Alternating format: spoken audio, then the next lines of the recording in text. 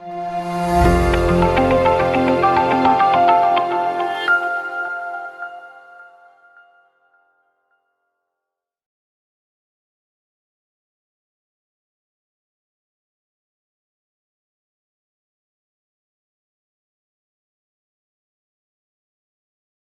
the surrounding areas. Welcome to this meeting tonight in support of our candidate for St. James Central, Mr. Kerry Thomas. Tonight we are here to bring to you the gospel according to the Friends of Democracy political party. But before we get too far into this meeting, we want to acknowledge the Lord God Almighty and invoke his blessings into these proceedings tonight. So we're going to ask Deacon Hiram Boyce. So by the way, my name is Hiram Boyce. But I'm going to put on my name in which I was consecrated as a deacon in the Christian Mission Church.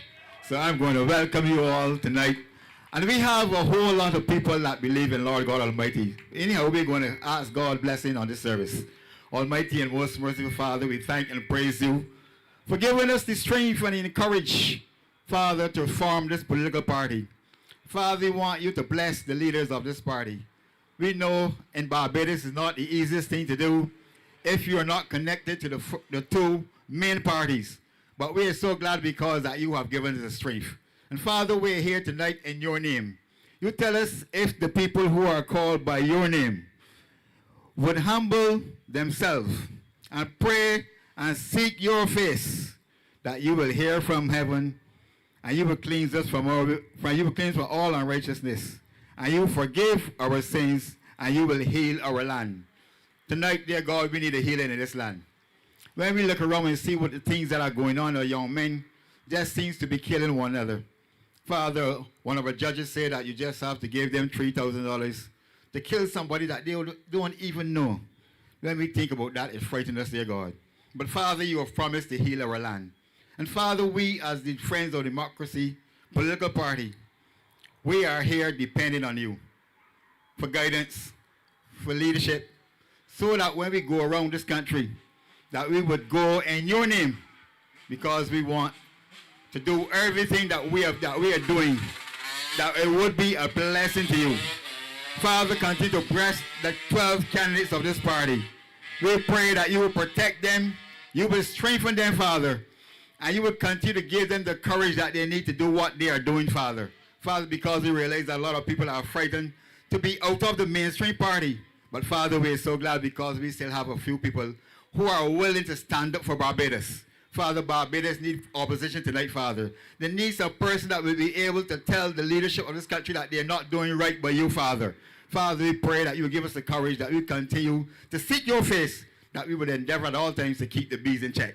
Father and God, we believe in you. In Jesus' name I pray. Praise the Lord. We want to thank you so much for being here with us. And tonight we're here to talk politics.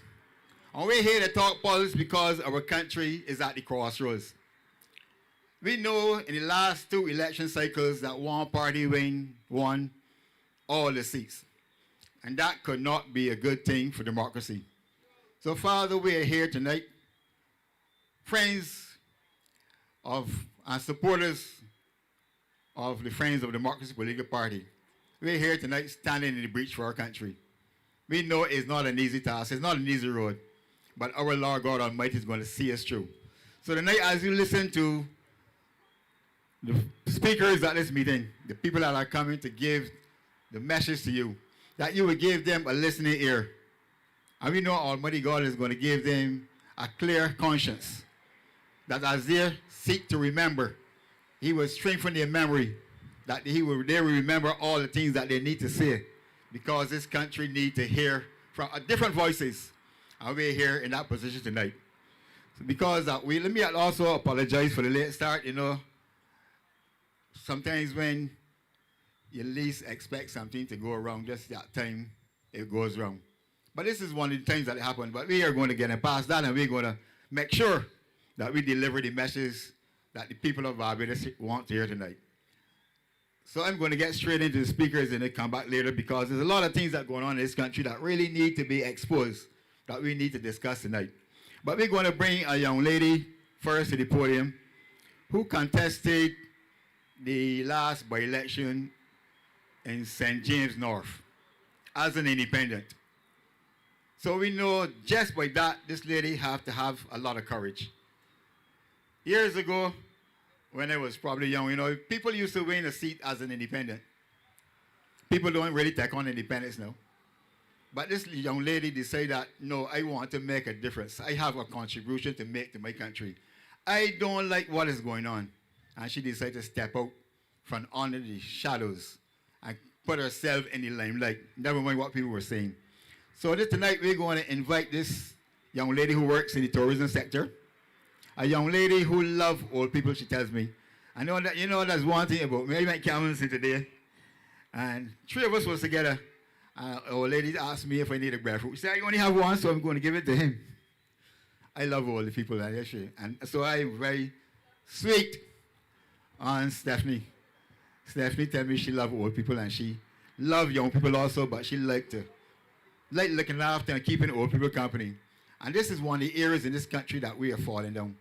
So many old people are living alone and living in abject poverty.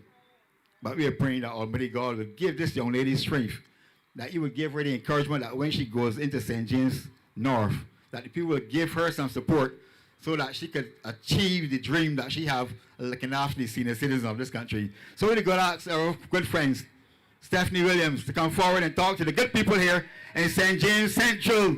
Good night. Hi, good night, everyone. I was saying to myself that I will not reach the podium, but I'm glad to see that it is not being a hindrance to me tonight. I just want to say welcome to all of the executive members who are here. I want to highlight our President Karina Goodridge, and I want to say hello to all of the persons here in St. James Central. It is indeed a blessing to be here. I want to big up friend Kerry Thomas, just so you know. I'm going to repeat it again so that you hear. His name is Kerry Thomas. Okay, so remember that name, Kerry Thomas. He's a husband, he's a father, he's a friend, he's a brother, he's a son, he's a musician, and he is a businessman. And he is very passionate about being your representative in Parliament. So you know what to do on February the 11th. Go out and vote Kerry Thomas, St. James Central.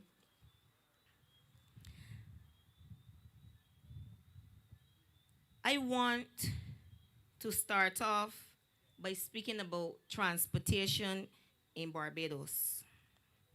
And let's talk about congestion. I was down Porters on Friday, right?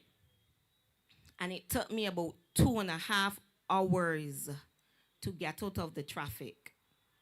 You could just imagine how I was feeling. The anxiety and the frustration, And when persons are traversing to work during the morning period, not only are they feeling anxious and overwhelmed, but they will be feeling frustrated, tired. I believe they'll be feeling like going back home as well, because that's how I would feel. But congestion can affect persons' mental health. It reduces work, and it leads to less hours, therefore less pay. However, the Friends of Democracy has a policy to help you with congestion. And what we want to do is bring a sea taxi service during the peak hours of the morning and the evenings. And this will be from Spikestown to Oistins and from Whole Town to Bridgetown. Don't you guys think that that is a good idea? You guys think that that is a good policy to bring? I'm not hearing anyone saying, yeah, that's a good policy. You all like sitting down in traffic. Okay, we're going to rethink it then.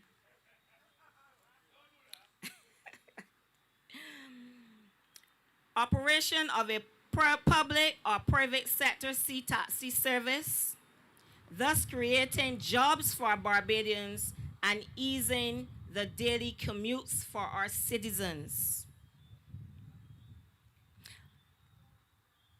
From St. Albans Primary to Whole Town, for the last few weeks, we have seen bumper to bumper traffic. And you know what was most disturbing? Even Friday morning, 2 St. James Primary School children, they would have gotten off the bus, I believe, down by Glitter Bay, if anyone knows where Glitter Bay is. And those 2 little children walked from Glitter Bay to St. James Primary. And the hurtful thing about that was, when they got through Trent's, someone in the vehicle passed and soaked those 2 little children. You know? And we all need to be more mindful when we are doing things. Friends of Democracy acknowledges that areas such as the ABC Highway, Wildy, Warrens, and the Bell face daily congestion. These choke points cause fuel consumption to increase and emergency vehicles' response time to suffer.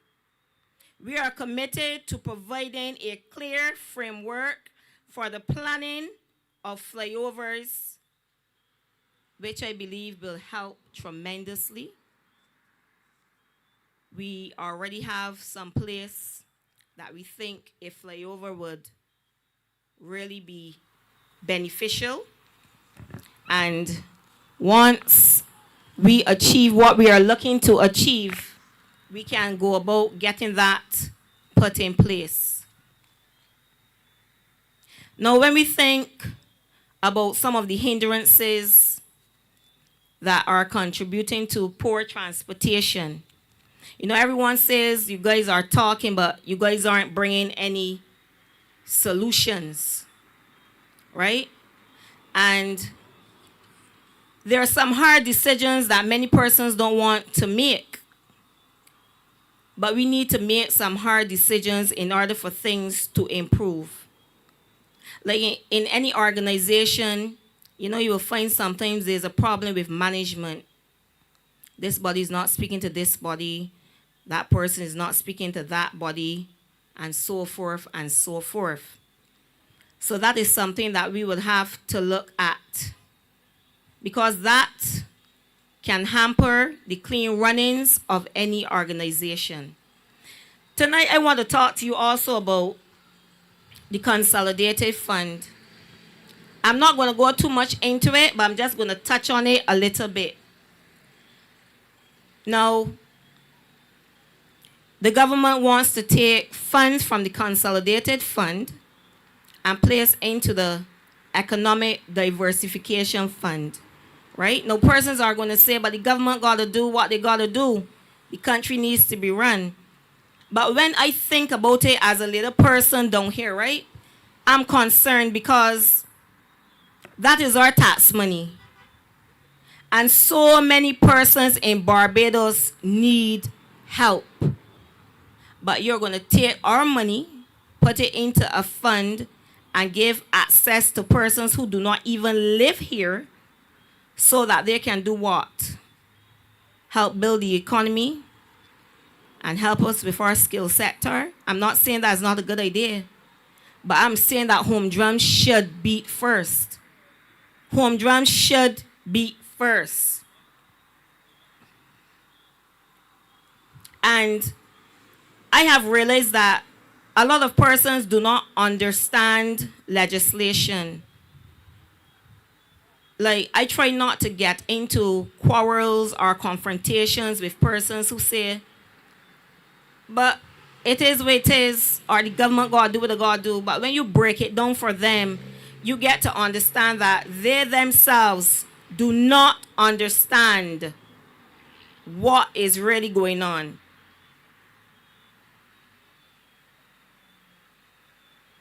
And for me, knowing that we have so many educated and experienced businessmen and women here in Barbados, we are going to give access to our money to millionaires, people who have already made it. I have a problem with that. I have a problem with that. Now let's talk about the QEH. Now, you know, the other day, there was a little mishap.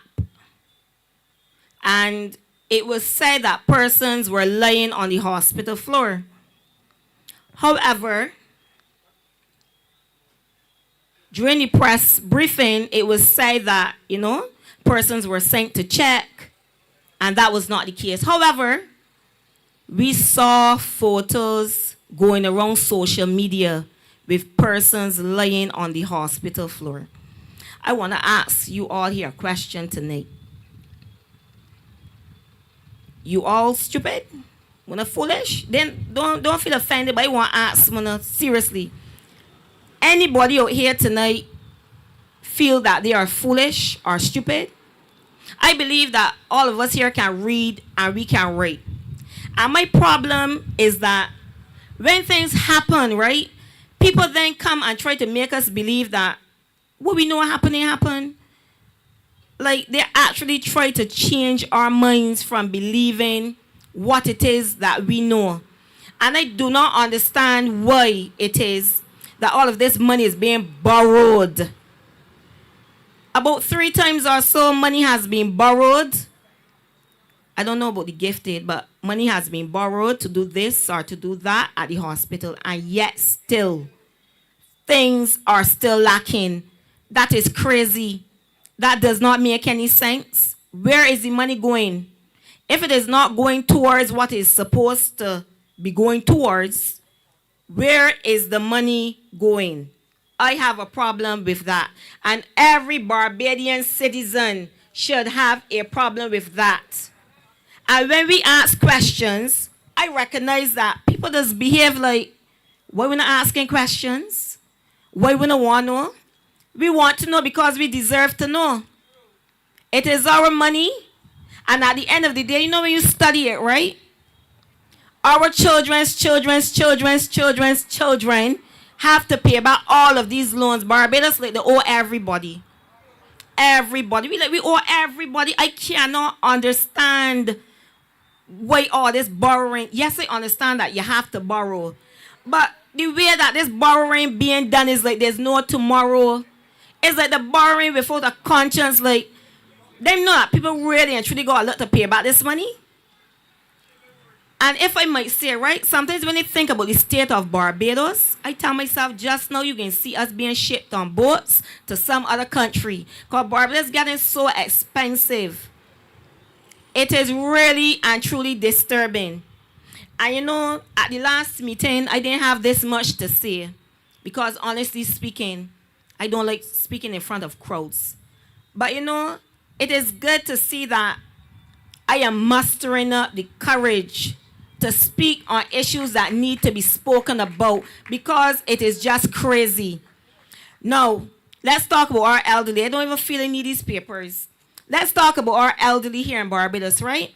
Now, when I go through the community canvassing, I meet elderly persons. And I'm not just speaking about my constituency, St. James North, but I meet elderly persons in different constituencies. And you will think that the mere fact that they are elderly, that they are being taken care of. It is really a sad state when you speak to our senior citizens to realize that they feel neglected, they feel alone, they feel like the persons who are supposed to care do not care. And I'm not just speaking about their family. When you hear the elderly speaking about their pension check, they have to decide if they can pay the water bill this month, or they can buy food, or they can buy gas. That is madness. And for me personally, right, maybe I don't understand everything that goes on, but I would think that these persons who would have been the builders of our country, Barbados, would be given some sort of ease. Like, I am dreading getting older. I dread getting older. Because if it is so hard for them, my God, what is going to happen to us when we get older? And I'll touch on this. I'll just give you a little hint about something that I'm going to put in place. And it's a program called Seniors Assist, where you're going to have elderly ambassadors, and they will be responsible for a senior citizen in the constituency. They will be paired with a senior citizen. They will be responsible for things like, finding out what their needs are they being abused, are they being neglected, anybody spending the money that shouldn't be spending it, are they keeping up with their doctor's appointments, do they need any assistance with getting stuff from the supermarket, and that kind of stuff.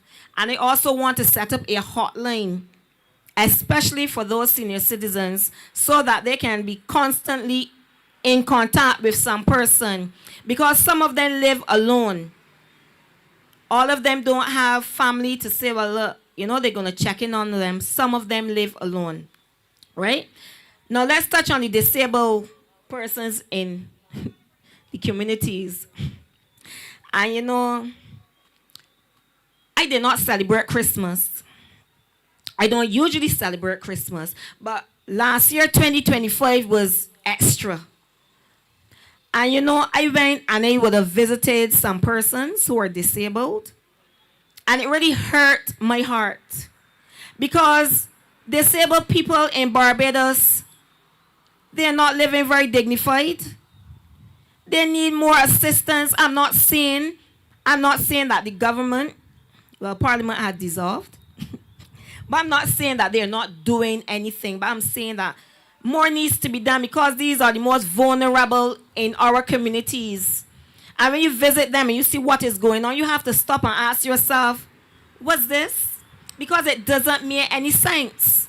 And I believe that things really need to be put in place to facilitate these persons.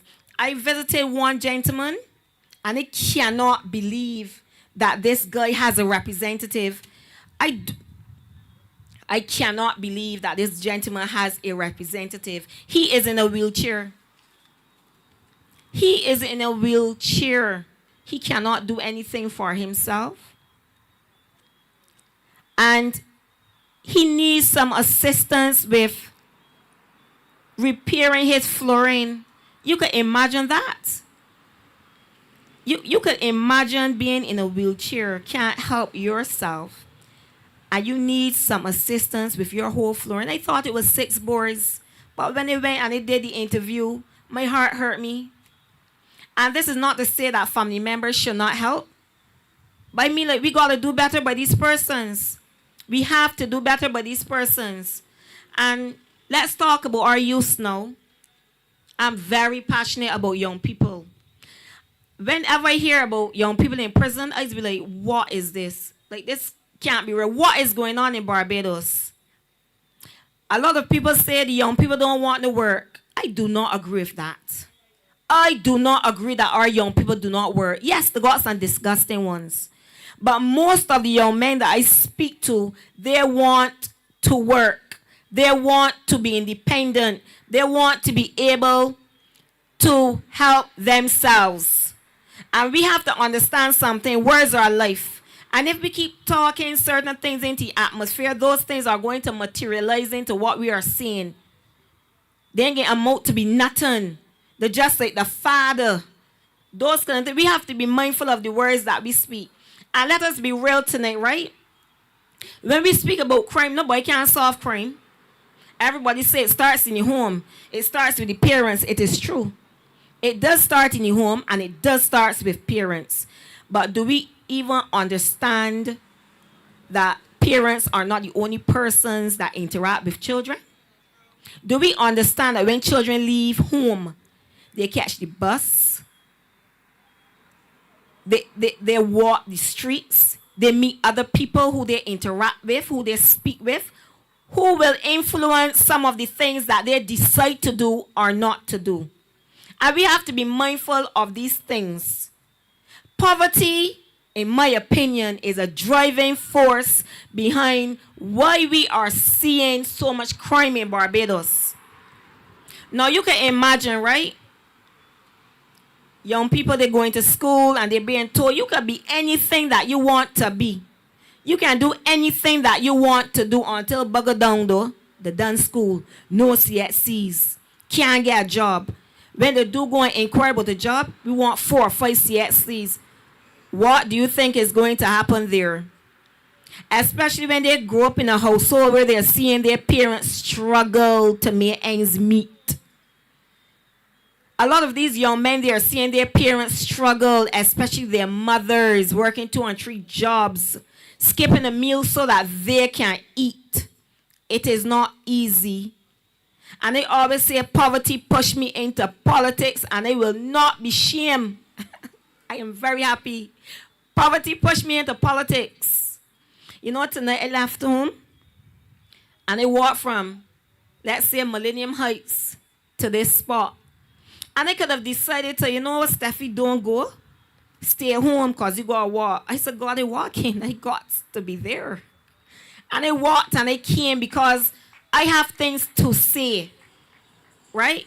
I have things to say. A lot of things are not good in Barbados. They say things well in Barbados. Barbadians, hello, St. James Central. Things are not well in Barbados. Things are not well in Barbados. Things are very, very hard. It's like this footy net politics. I don't understand what is going on. How can you ignore the pleas of people? And then you come and you're saying, put my back in. Give me the vote and watch me. We were watching you for the last couple of years and we ain't like what we seeing. We ain't even like how we feeling. There's so much voter apathy. People don't even want to vote because it's like, I put in them and they put in them and all them doing the same thing. So much so that when we go to them as new blood and we genuine and authentic, people say, oh, one is the same thing. But we know start, we can't be the same thing. The same way that persons would have given those persons in 2018 a chance, the candidates of Friends of Democracy deserve a chance. If you can give people the vote and watch them for all these years, and you eating sardine with all this biscuit politics they be talking about is getting me upset. Because I don't understand this biscuit politics. The lady down the road at the top about, oh, the biscuit politics. I don't like to hear it. We should have been elevating from that a long time. You could feel good as a minister telling people, let me talk about the biscuit politics. Huh? And you eating caviar and eating you $400 wine? Sometimes $6,000 wines when you're drinking, make it make sense. Huh? It's crazy. Let me talk about the grooming policy though. And forgive me if I talk a little bit. You know, it's get tired of talking proper all the time. Let me talk about the grooming policy. You can imagine that these people decide that our children need to embrace their African heritage. When I see students on the street, some of them, not all, with their hair flying, they got sponge in it. It ain't flat, it look very untidy. I be asking myself, what part of our African heritage this really debating, because I can't figure it out. They have dropped the ball when it comes to our young people. They have dropped the ball and they need to go back to the drawing board because our youths are out of order. And then you come and say, oh, it's the parents. I always tell people when they talk to the right, and they give me honest when they're here tonight, because anything that I tell people, I can boldly say, I do not care what the Ministry of Education brings. If it does not align with my principles and my standards and what God expects of me, then they could take it and put it wherever. in my most humble opinion, no disrespect intended, because if we listen to everything that these people say when it comes to our children, we will realize that in the next couple of years, we ain't gonna be dealing with the children anymore, because even right now, we dealing with school men and school women. You got school girls going to school with tongue rings, nose rings, tattoos, the skirts up to here. And I don't understand how it's it that you coming through my school gate. I would like to be a principal though. Parents would dislike me. Because every time when I come to my school gate looking out of order when I'm going back home, when I will not be coming into the school to disrupt what is supposed to be happening. School is a place for serious business. And no serious business is not taking place, right? I'm going to wrap up. No one told me how much time I had. Nobody told me. They probably just want me to talk because I didn't talk much before. But there was a rally down Checker Hall, my lord. There was a rally down Checker Hall, and I hate foolishness. I'm a person who believes in accountability. If I do something wrong, come and talk to me soft. Don't talk to me too hard because I get offended quick. Talk to me soft and say, Steffie, you know, and let me deal with it. But you mean to tell me, right? Let me make this make sense. So you organize an event. You hire the people who can come to perform at the event. And then the event takes place. And you have a minor child who gets up on stage and said, whatever, in the end, and they say. And then you hold a press conference. And then you remove yourself from any accountability. You blame the parent. You want to know what kind of parent it is to allow the child to be on stage. But confused. You hold an event that people come out with the children, so it's a family event. And then you blame the parent for allowing the child to go on stage. Everybody's to blame. Because first and first, if I organizing an event that will have children, I will have to vet the people that can be performing. I can tell them straight. If you're accustomed singing smart, when you get up on this stage, don't sing the smart. We're going to have a conversation, because when you converse with people, people know what you expect. But you see, that's why we as Barbadians, we cannot afford to pretend that we're foolish when people come and talk to us and want us to believe certain things, right? So you hire an artist knowing the kind of music that the artist does sing, and you expect the artist to sing something different. We can only sing, we just sing. Make it make sense. If it is sing gospel and you hire me, you know I coming to sing gospel. But if you hire me knowing that I sing smart and all that, you got to expect that that's why I coming to sing. And they know full well what they were doing. And these persons are contributing to the deterioration of our young people. I'm not blaming them fully, but they're contributing to it, the way they behave. The way that they behave with this gangster politics. I don't understand, like, politics going to dogs, but not for the friends of democracy. We are a good set of people.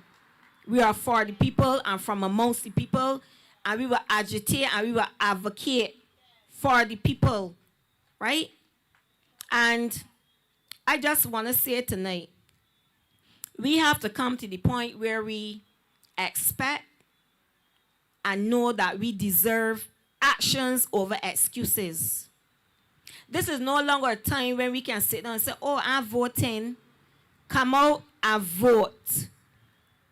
Our foreparents would have worked tirelessly so that we could have the opportunity to vote, to exercise our democratic right. Yes, you may be feeling frustrated about the things that would have happened, but do not allow that to stop you from exercising your democratic right. You have the right to vote. And in speaking about that, I will end on this point. How you could get 8,000 people, or probably more, off of a voters list that was there for the last election. But for this one now, they're off of the voters list. That does not make any sense. It does not make any sense. You conduct a survey, the survey could not have been done properly or thoroughly. And I am not blaming anybody. This is not me blaming anyone, but I'm saying it could not have been conducted properly. Because I myself would have spoken to some person, And then about a week or so, he went home, I saw this paper, we would have missed you. Well, I was confused. Well, how we could talk to somebody and still would have missed me? And I did not go anywhere to check to see if my name was on the voters list. I said, God, my name better be there. My name better be on the voters list because it was there before and it should be there now. How you can have dead people on the list, living people off the list? That is crazy. That does not make any sense. And it pushes you to the point where you think something suspect. You think that, something ain't really seem right. The thinking may not be correct, but that's how it makes you feel like something is not right. And they said that was the last thing, but there's the last thing. There's the last thing. I want to know, right? What is it that you have fire officers and prison officers acting in positions for 3 and 6 years, and then you're going to remove those persons, so you demote them back to the status of a private, giving them the pay of a private, and then you promote other persons who now come. Something is wrong with that. Something is wrong with that, and better needs to be done. And then it's alleged that sometimes officers get a phone call saying, you're going to miss your turn.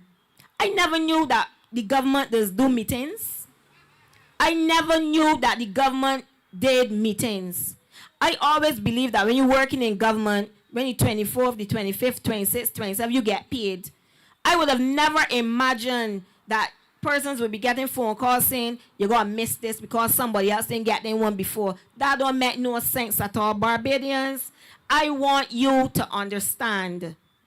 You have to exercise your vote. You have to exercise your democratic right and vote. Persons in St. James Central, Kerry Thomas. Remember the name. Barbadians, we are going green with Friends of Democracy. We will agitate and we will advocate on your behalf. Give me the vote and watch me.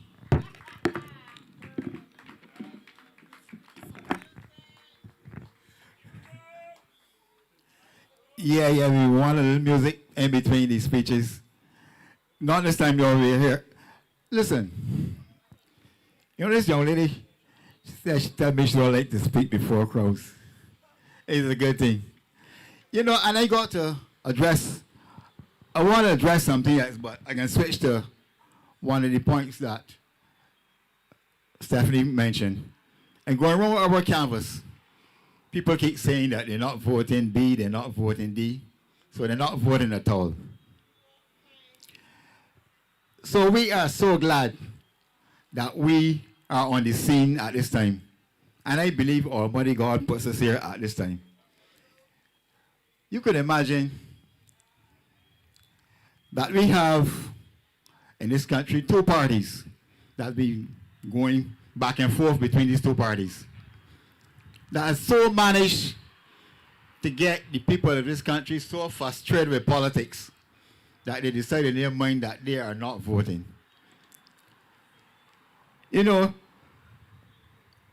When we think about the voters list, no, we didn't really plan to get involved in this because between me and Motley and Ralph Thorne, 2 Bs, I don't know if we need to bugger ourselves and that little fight that's going on. But sometimes we as Bajans, somebody said Bajans have short memories. But if you remember when the government was trying to push this trading ID cards on the people of Barbados, you all remember what me and Motley threatened? Or we don't seem to remember this, Miss Motley told us back then that all who don't get these tradings or these cards, that their names and information that the government need to get will not go in these places. And the voters list was one of them. So I don't know why we are surprised, but we want to tell the communities as we go around, you don't need to get flustered about your name not being on an ID card. Miss Motley cannot stop you from voting. We are living in a democratic country. I was at West Terrace Primary School in 2018 because I've been an election agent for a number of years now. And we had to open back the polls at West Terrace for people to come and vote at 11 o'clock at night. People who turn up at the voting booths to vote on that day, their names were not on the list. But the people didn't sit down and take it. They went to court. The courts were open that night. And the ruling came down that those people must be allowed to vote. So we need not get flustered. We know that. But you know, when you think about those two people, though, you know, if we should get involved with them, there's a little fight between two of them. Over nothing. You can imagine how far that little thing went and taking the calling programs for a whole day. Getting people frustrated, don't want to hear that, you know. To the moderator get tired of hearing people complain about. There's nothing to complain about. Steffanie also talked about transportation. You know, about the water taxis. A brilliant idea. A brilliant idea. But you know, this government, and it caused me to wonder about the transportation that the government is talking about. They're talking about privatizing the transport board. Now, this is a government that's bragging that they have bought the most electrical buses in this part of the hemisphere. A government that is planning to privatize the transport board, you know. I want business to put on their thinking caps when they hear these kind of things. If you use your thinking caps and carry to a logical conclusion, you will understand why they want to privatize the transport board after banning all these electrical buses. It don't take the earnest time to figure it out. But we ain't going to get involved in that tonight. We want to continue this meeting. I have a young man who is the candidate for the Friends of Democracy for St. James South. A young man that I met a couple of years ago. Brilliant young man. You know, it's such a pleasure to go around and canvas with this young man. First thing, I'm glad he's a married man. And I keep reminding the women of St. James South that he's a married man with 2 children. And sometimes he look at me a little funny. But the people of St. James South, not only the women, really, first thing, they can't believe that he's as old as he is. Everybody said, well, he's very young. Where they bring this little boy from? And let's be quick to remind him all the time that he's a married man. He is innocent as he look. 34 years old. A philanthropist. He is a pastor. Some person who has given his life to our Lord and Savior Jesus Christ. Some person who goes around mentoring young people. If ever a time this country needs some person to stand up for young people, to stand in the gap, it is now. Matthew Thorne is such a man. And he is here for a reason in this election. And I am hoping that the people of St. James South would give him a chance. Because we have 2 people in St. James South. Well, they say they don't see the rep. We don't see the representative. I mean, this is the second term that is complaining about that. I hope that I will not hear the people in St. James South complaining after this election that they don't see Sandra Husbands. Because there will be no need to see her. You have a competent person who is coming to be your representative. So we're going to invite Matthew Thorne, the next representative for the constituency of St. James South, to address the good people of St. James tonight. Matthew Thorne, welcome to the podium. Good night. Good night. A blessed good night to each and every one of you that are here. What a welcome. Hirona, thank you so much. To be honest, speaking after you, you threw relics in the government tonight. And there was something that you said that Steffanie spoke about. But I'll come back to it. I just want to mention that it's such a privilege to be here to represent the Friends of Democracy. Such a privilege to be here to speak in this constituency in St. James Central. And I also just want to highlight Kerry Thomas, a man that I've come to know.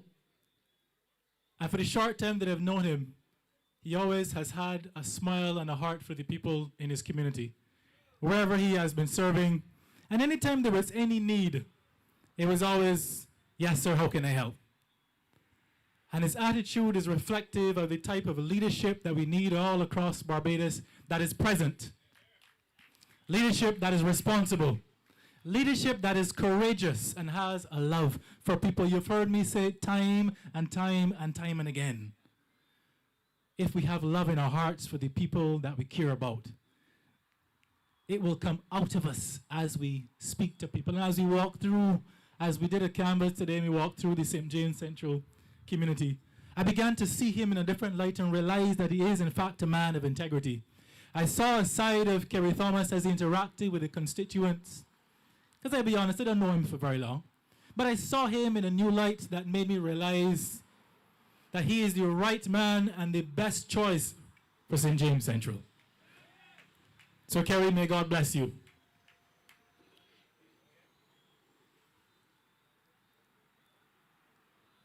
Tonight as I stand before you, I stand in recognition that there are many that are struggling to make ends meet, in recognition that there are a lot of single parents that are finding it difficult amidst the challenges that we have to grapple with as a society. We do it together, recognizing that there are challenges, whether we are working, whether we are a pensioner. Many times we come to the platform and we seek to discuss bread and butter issues, but as we have been interacting with constituents, we recognize that a lot of people don't have any bread and they don't have any butter. And it makes it difficult then to have honest conversations with the Friends of Democracy candidates as we step forward and as we throw our hat in the ring, because we believe that we have value and we have something of worth to offer. Tonight, as we look across Barbados, I think my friend Steffanie referenced it, we see that there is tremendous moral decay in this country. And I don't believe for 1 minute it is by accident. But it's something that we have to address because it blankets this country like a cloud of darkness. And I think it's what adds to the hopelessness and the despair that our young people, all people, but our young people feel on a daily basis. But I think our eyes are finally being opened. And I think for the first time in our lives, Hiron referenced it, the challenge between our government right now that holds 30 seats in the House of Assembly. And I think people are beginning for the first time to realize that we have to do something different, drastically different in this country to save the very soul of this nation. Because the very soul of this nation is at risk. There's an old saying that you would have heard me say before, that you can fool some of the people all the time. You can fool all the people all the time, but you can't fool all the people all the time. And I am tremendously encouraged as I walk with Kerry through the constituency of St. James Central, as I walk through the constituency in St. James South. I am encouraged to hear people realize that there is a need to step away from the back and forth of the established parties that have lost their way and are no longer serving the interests of the majority of Barbadians in this country.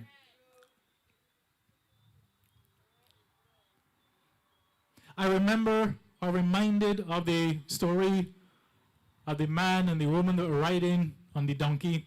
And no matter what they did, whether they walked, whether they rode on the animal, whether they crawled, there was always someone there that criticized their actions.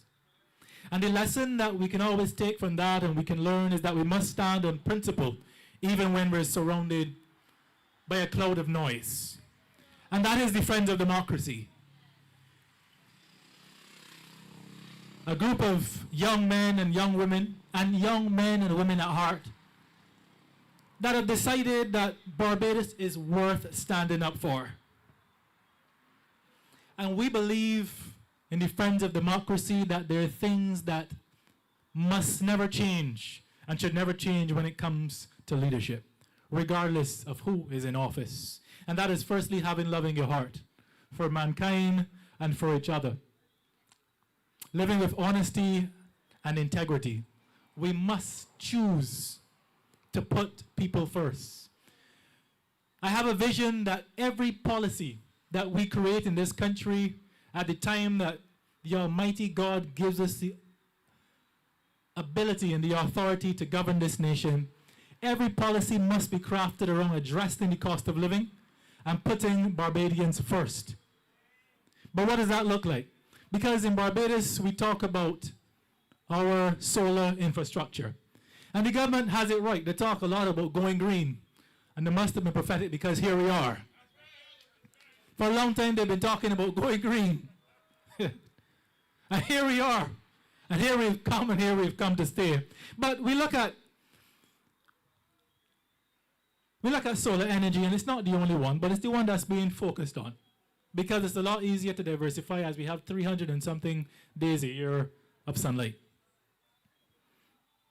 So it's a step in the right direction, but I always ask myself, who benefits when the government decides to invest hundreds of millions of dollars to upgrade the solar infrastructure in this country? Because the reality is that the average Barbadian cannot afford solar panels on their house. And that goes as well for the small businesses in this country. And sometimes the medium businesses as well. Because at the end of the day, we must ask ourselves, why are we still struggling with our light bill? How is that possible? How are we still struggling with the high cost of living while watching the profits rise from the large energy producers in this country? But relief never seems to reach the average person. It never seems to go across the board to persons like you and I. So we have been faced with decade after decade, administration after administration, where there has been a lot of paper progress, where they come on television to look good in a national sense, while people struggle day after day seeking to make ends meet. And that is why this message here tonight is for you, the people of St. James Central. It is for you, the people of St. James, and for the people all across Barbados. This message is for you tonight. Because there comes a time in all of our lives where we say enough is enough. And hence why I spoke earlier about standing on principle and recognizing that you are able to look at the policies that we are bringing to this country and to make an informed decision come February 11th where you would like to see the future of Barbados. Sometimes people ask me, well, what separates the Friends of Democracy from any political party? The reality is there's not much that we can say to you. But there are two things that I always highlight. One is our policies. Because our policies are like a rising tide that lifts all boats, and as you know, all boats rise with the tide. And our policies are targeted to the middle and lower income persons as well as the upper class individuals, seeking to create a better Barbados for your children and for your children's children. Not only are our policies the bedrock and the foundation of how we will elevate this country, but I always say, have a look at the individuals that are standing before you and declaring themselves as candidates in this party. Persons of integrity, persons of moral standing, persons that have an ethical code and are not given to perversion, are not given to a lot of the challenges that you undoubtedly find in the political system. And I'm not talking about perfect people, but a lot of times you can tell from a person's character if they're going to serve you or work against you.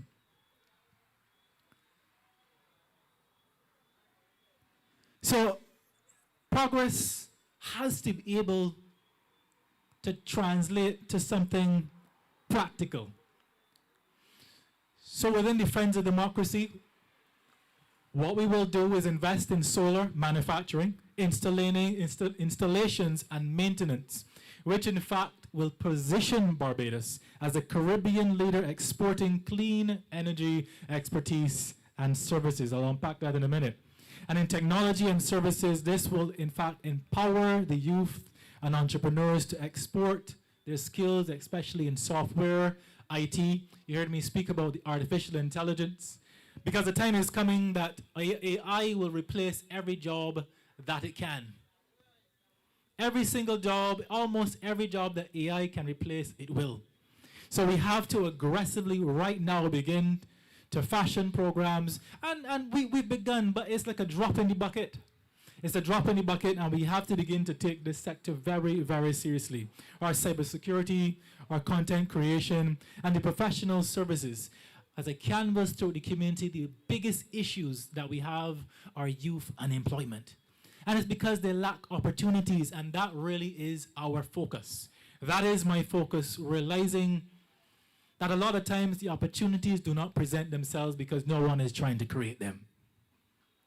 And that is why I started by saying that there is a lack of love and genuine care in the hearts of a people that have gotten lost and recognized and have not recognized that, in fact, they're here to serve you and to be genuine representatives. And that is why persons like myself, and you heard our friend, Miss Williams, and soon you're going to hear from Kerry Thomas. We have purpose in our hearts. We have made it up as a calling and as a mandate to be present representatives in your lives. People that are young and enterprising and that have the time to spend with you, to walk with you, to talk with you and understand what the issues that you are facing. There's an old saying, it's become a bit of a cliche, but it is still true. Where there is a will, there's a way. And it's a bit of a psychological thing as well. If you purpose in your mind to find a solution to a problem, you will find it. But if you have no intentions of finding a solution, if it's for constituents, if it's in a job or in a business, it will likely be elusive forever. So when we come to the restructuring of our infrastructure grid, not only should the first question be asked, will this policy, first and foremost, reduce the cost of living, but does it put Barbadians first? So every house in Barbados should have solar panels. And that's done through the subsidization of government. And after every house is outfitted with solar panels, whether through direct grants, depending on person's ability, whether that's through a loan at a repayment of 1% to 2% in terms of the interest, every house that has been outfitted with, I'm talking about every single house, that is going to do two things. That allows their energy grid no longer to be centralized in one particular area. As you know, we live in a very active area when it comes to hurricanes and natural disasters. So it moves the centralization out of one place and it spreads it out across Barbados. It's very similar to those of you that understand how blockchain technology or Bitcoin works, which is why it's so difficult to hack. So it's the same principle down that you take and you apply to our energy issues here in the Caribbean, and eventually what that would do is drive down the cost for every single Barbadian. And after you drive down the cost for every single Barbadian, after the 7 to 12 years and you have recouped the cost on your investment, you can then use that as an investment to generate income for you and your family.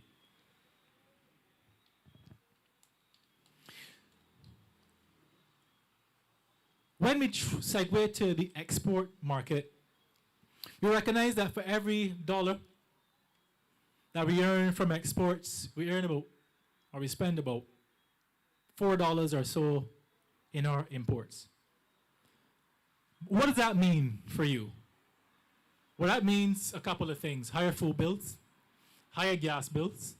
That pretty much means an increase in every single cost, especially cost of living, and eventually our wages will be unable to keep up because it's going to segue and it's going to get worse and it's going to get worse and it's going to get worse. I have a vision for the constituency of St. James South, and it's a vision shared by Kerry, it's a vision shared by Steffanie as well, that no person in this country should have a full-time job and live in poverty.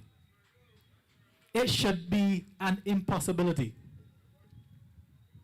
But every year we have an issue because people are becoming poor, and it speaks to a broken system in this country. We should in fact be exporting more of who we are, our culture.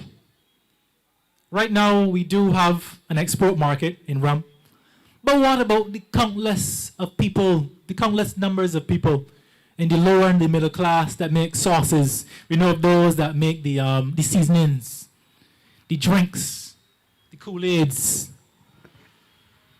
And not only in the creative sector, but a lot of our produce that we can export as well. There is a lot of land that is sitting unused right now in this country, when we ask ourselves why.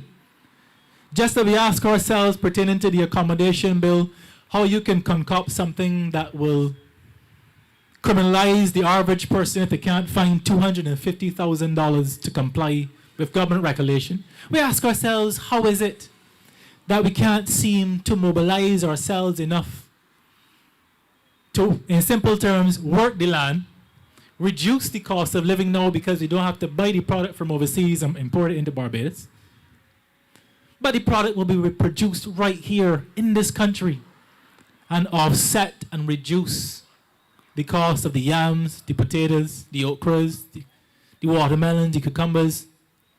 It's a sector that we can grow in this country.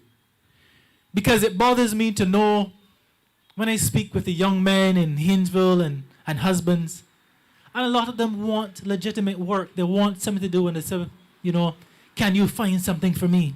I want to get into farming. I want to do chickens. I want to put a little sheep pen in this area.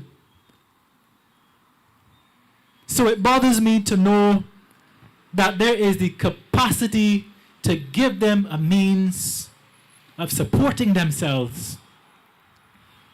But as a good friend said tonight, it's almost as if somebody's foot is on somebody's neck. The reality is that we must begin to export more than we import. The method that we operate under at this point is unsustainable, because we have products that travel well. We have products that tell our story. And it's not just a story of the last 5 or 10 years. It's a story that began hundreds of years ago, before the interruption of slavery. We had an identity then. We were people with a culture then. We were people that had a language and understand what it meant to live in a community and a society.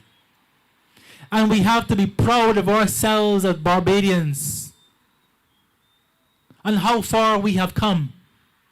And when we look around this country, it is we that are here tonight in this community, as those of us that are here at the shops, that have built this nation to the nation that we have today. It is the elderly, those that are here and those that are no longer with us, that have built the Barbados that we've come to enjoy.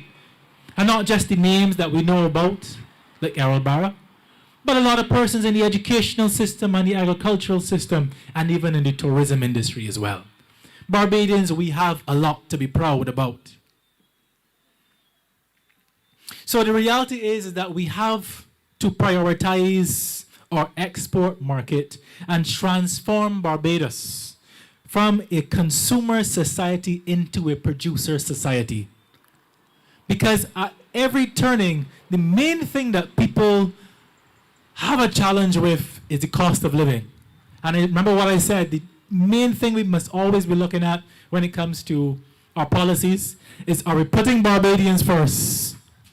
Or are we driving down the cost of living? And that is our mandate and our mantra within the Friends of Democracy. Barbadians must come first. It's not that we don't care about anybody else. But if you look at other countries on the world stage, and even if you look at scripture in a biblical sense, putting your own first is an honorable thing. It's a good thing and it's a decent thing.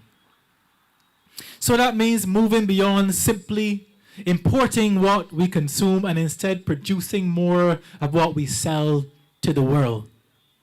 I want to see, and we want to see, a Barbados that wherever we go, there's some product, when you take it up, it says made in Barbados. Made in Barbados. Imagine the pride that we would feel in this country when we can see products on a mass scale that are made in Barbados. So for us here in Barbados, this starts with the areas that we already have existing, that have potential, and that we can strengthen. So let me share with you what that looks like in a couple of things that the Friends of Democracy government will be implementing. We first have to reduce the red tape for small and medium-sized businesses in this country. For too long, they have been disadvantaged, and that when you go and seek to fill out the papers at the government office, when you seek to get the loan or the government grant, there's a lot of runaround, and some persons do not know the process.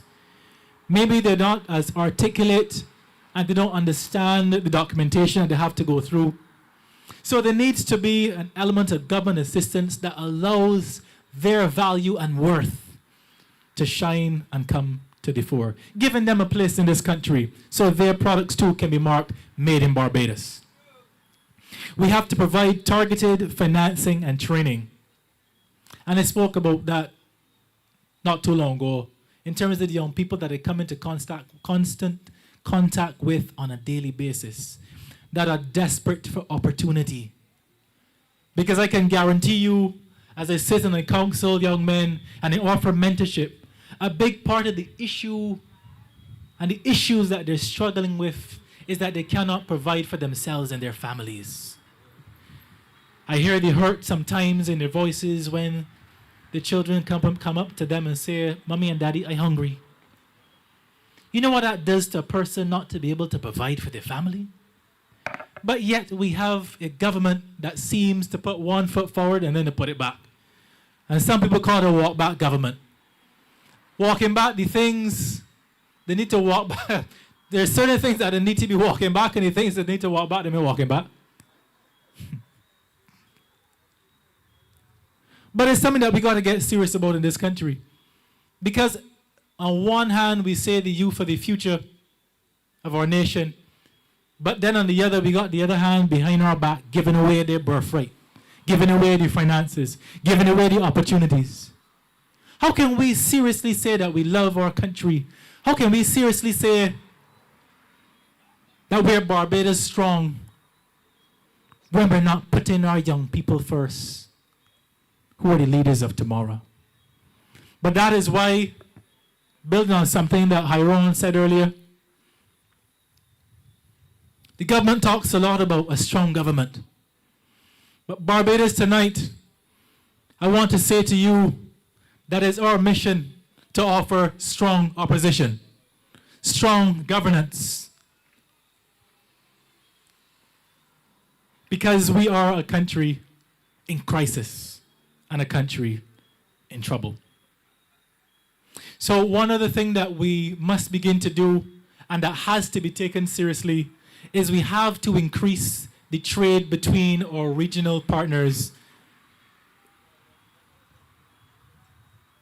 Because it baffles me how we can get a flight to New York for $100 and something, but we can't get a flight to St. Vincent for the same amount of money. Tell me how. How is it we could jump on a plane and go to New York, but to try to get to St. Vincent or St. Lucia or Grenada, we got to pull out or shell out $1,000? Where is the outcry from our citizens? I love what our chairman said earlier when he was speaking about the issue of voting and persons that turned up to vote and realized their names weren't on the list. You know what that says to me as a Barbadian in this country? That says that the voice and the power of the people is greater than that of those that are in power.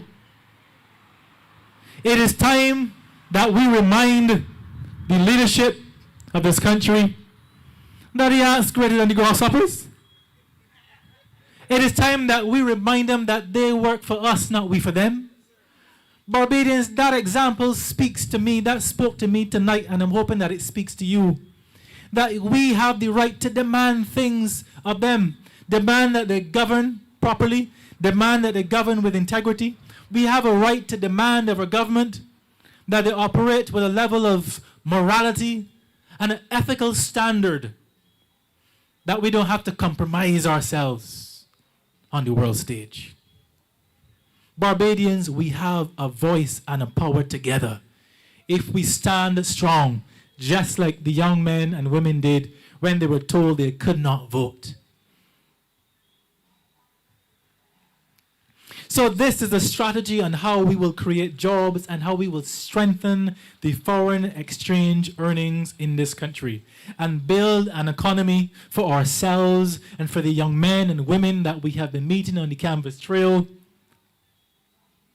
to build an economy that is resilient, an economy that is self-reliant, because we take up all the land about the place growing grass and we give the young people a way to work it and provide for themselves and their family and give our country an opportunity to export the excess to our brothers and sisters in the Caribbean. This is fair. This is common sense, and it is something that we need to begin to implement as a society. We need to have an economy that works for Barbadians and that puts Barbadians first. It is no secret that tourism has long been our major income earner. That should no longer be the case in 2026, but okay, it is. Let's unpack that. Because we understand that tourism is something that must be supported and it must be strengthened.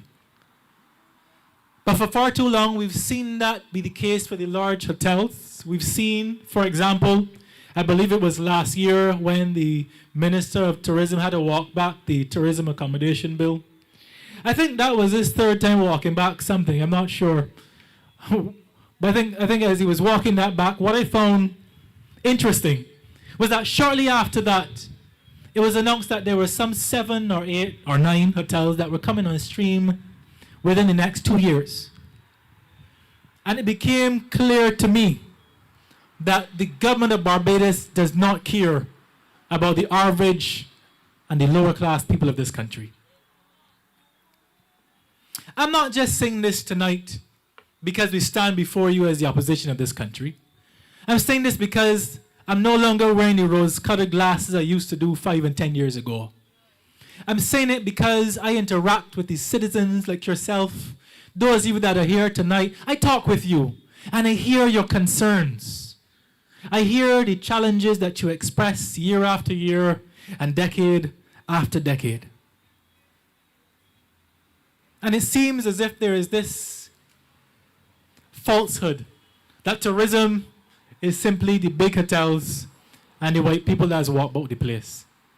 But tonight, let me dispel that and remind you that tourism is us.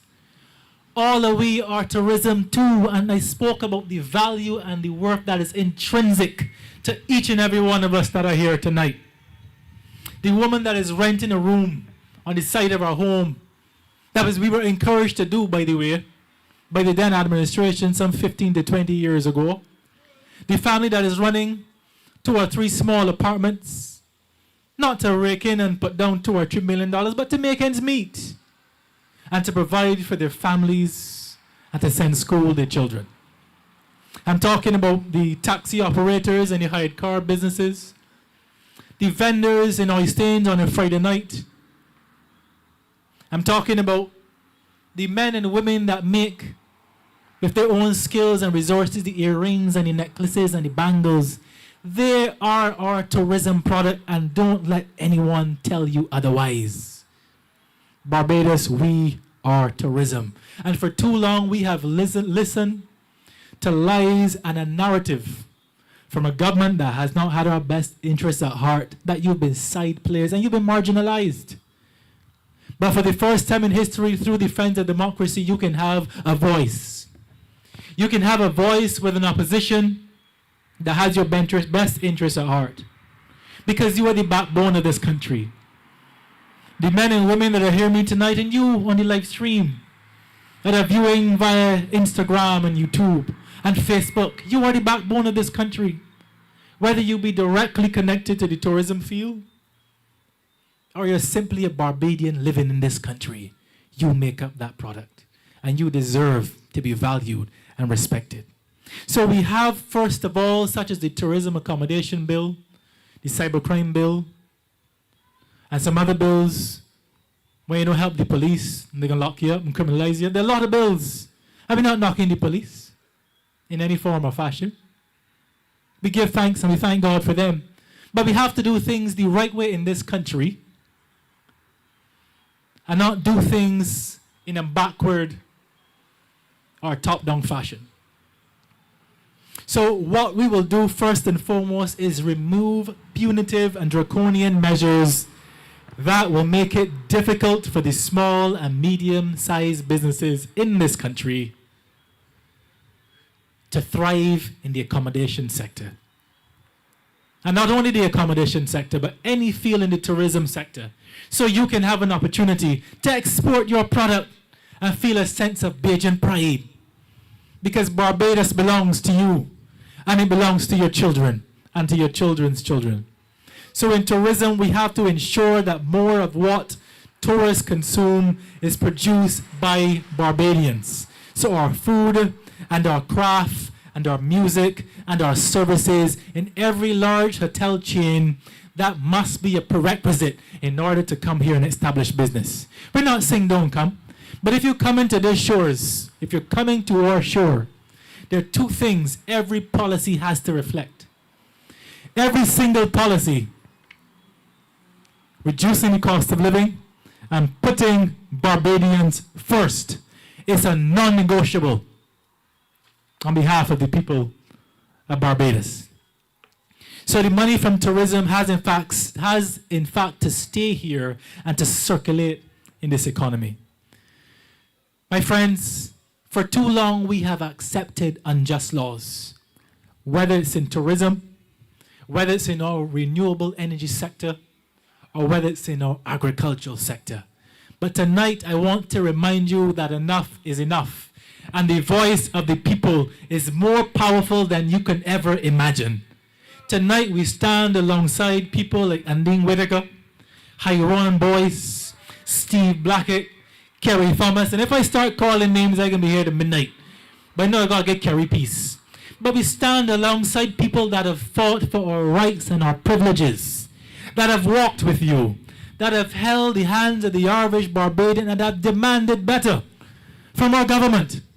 So I want to remind you that unjust law is no law at all, and we have a responsibility to speak out and to hear your concerns and to allow the friends of democracy to be the opposing voice so the government does not run roughshod over the country of Barbados.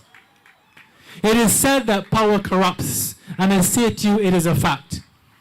You further know that absolute power corrupts, and that is a fact. There is a concern I know that all of us share here tonight. We whisper it in our living rooms. We speak it to our candidates as we converse with you on the campaign trail, in that many of us are very concerned that without a credible opposition in this country, Barbados will be in a very dangerous place in the next couple of weeks. And I say that you are right. Because when we have laws that make it easier for the elite to thrive, but make it difficult for the average Barbadian to simply survive, when we have laws like that in this country, we have to call that what it is, and that is injustice. When the average Barbadian is told that you must work for minimum wage, while others receive concessions, jump through loopholes head first, jump back out first, and jump back through the loophole again, duck out the country and come back, and have all sorts of protections and impunity, I call that injustice. When people who do not look like us, people who do not share our interests, our values, our cultures, people who in some instances do not even care about us, are favored over those that are born here with true Bajan blood. My friends, tonight that is injustice. And we have to call out injustice when we see it, whether it's in our community, whether it is in our constituency, whether it's here in the parish of St. James or all across Barbados. We have to call it what it is. for the sake of those that are coming after us, for the sake of our children and our children's children, demanding a Barbados where every man and woman that works in this country lives a life of dignity and a life of pride, where they can be proud to say that they have a job and to go home to their families, knowing that they earn a decent wage and a decent living in this country. But yet we still ask the small business and the small man and the small person to compete at the same level of the elite and those that seem to be favored in this country. And we still ask them to provide an authentic product. We still ask them to be more cultural, to produce the same amount of work with less resource. I ask you tonight, is that fair? Is that fair to the average Barbadian? Is that fair to you? And is that fair to me? Because we cannot be having fewer resources in this country as the cost of living continues to burden the average Barbadian, and yet we are given a heavier burden to carry. My friends, the Friends of Democracy is here to bring strength to democracy in this country and to bring a measure of accountability and balance that Barbados does not have and will not have unless the Friends of Democracy is given the opportunity to govern in this country. Because there is an uncomfortable level of ease and fluidity between the established political parties in this country. And we hear the concerns from the citizens day after day. When they say, "I don't make sense voting. A and B is the same thing." Don't you not hear these things? They say, "Well, it don't make any sense. You know, well, one and next is the same." But that is why, well, I know 6 and 6 is what, half dozen? 6 is half dozen. So one is one is half dozen. One is half dozen and one is 6. And that is the dilemma that we've been faced with in this country. But in 2026, God has allowed a new movement to be birthed that for the first time in this country's history is giving you a real representation and a real option for Barbadians to choose. So I stand here before you tonight to remind you that Barbados must work for Barbadians again. This is our country. And for too long, it has been just in words. For too long, it has been in press releases and coming out and saying we're going to have this law and that law. Barbados, for too long, we have suffered at the hands of the incompetent. But tonight, we have a new path forward.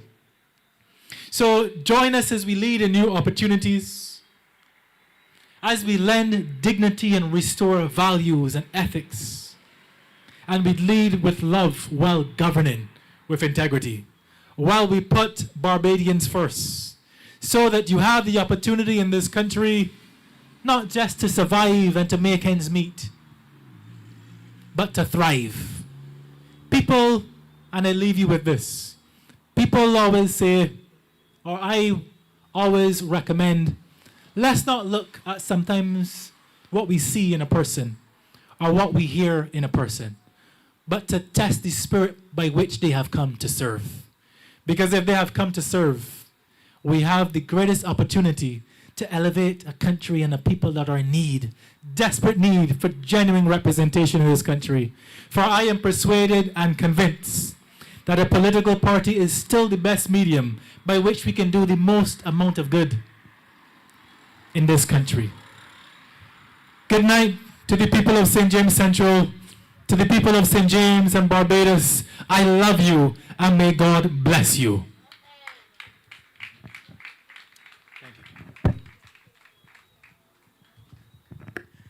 Thank you, Matthew. You know, before I bring next speaker, I can go bring a little tears of the school.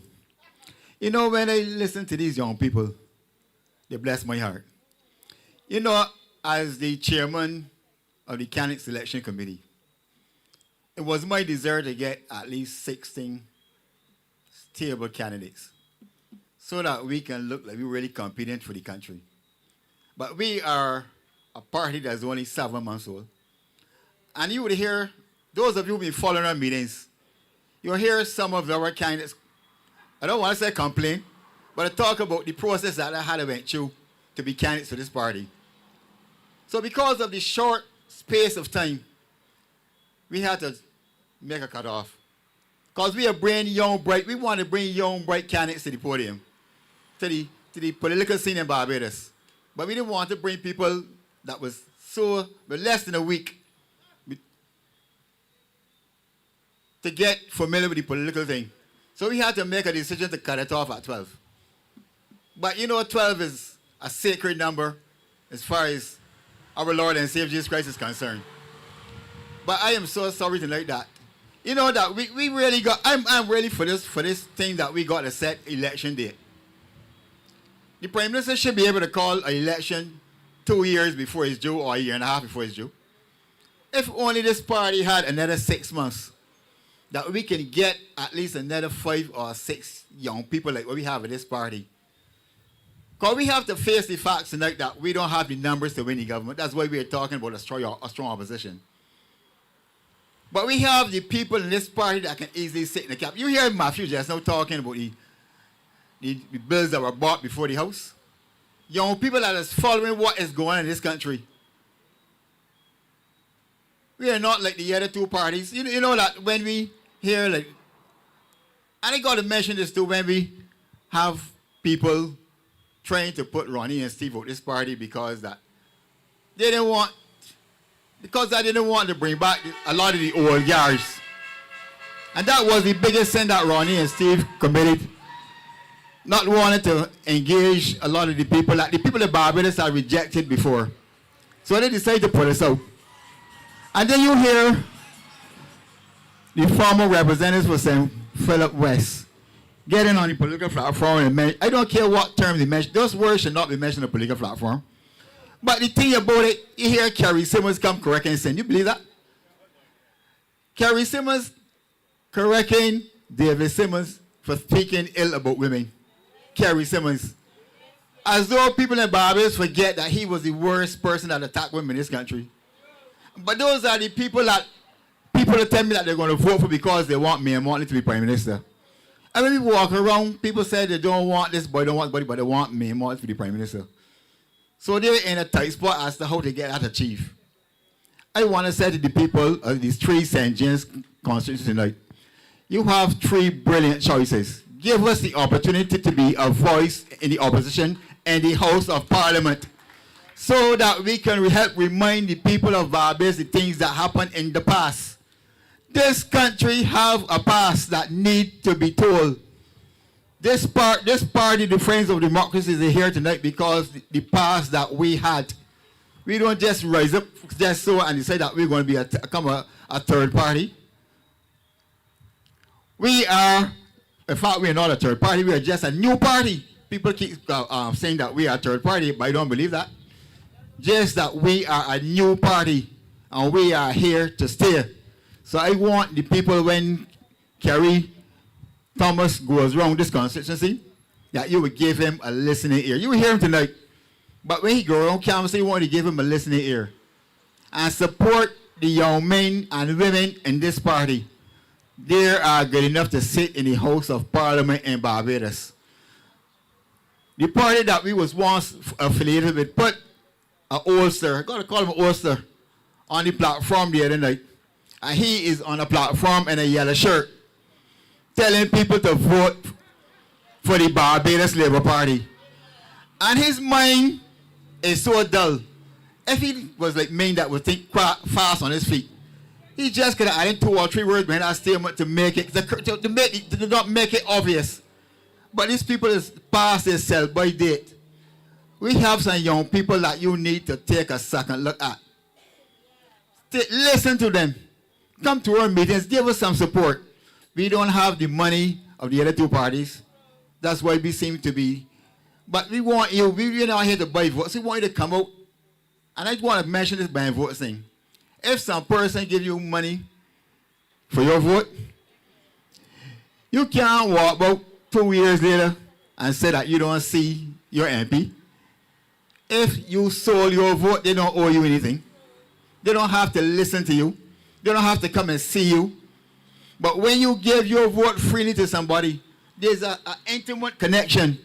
What you have done when you sell your vote is just in a transaction, a business deal. So we want you to support the candidates of the Friends of Democracy. And we're going to bring another young man here to the podium.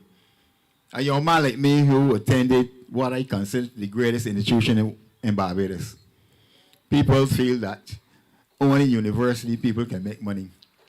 Only people that go to community college and those places.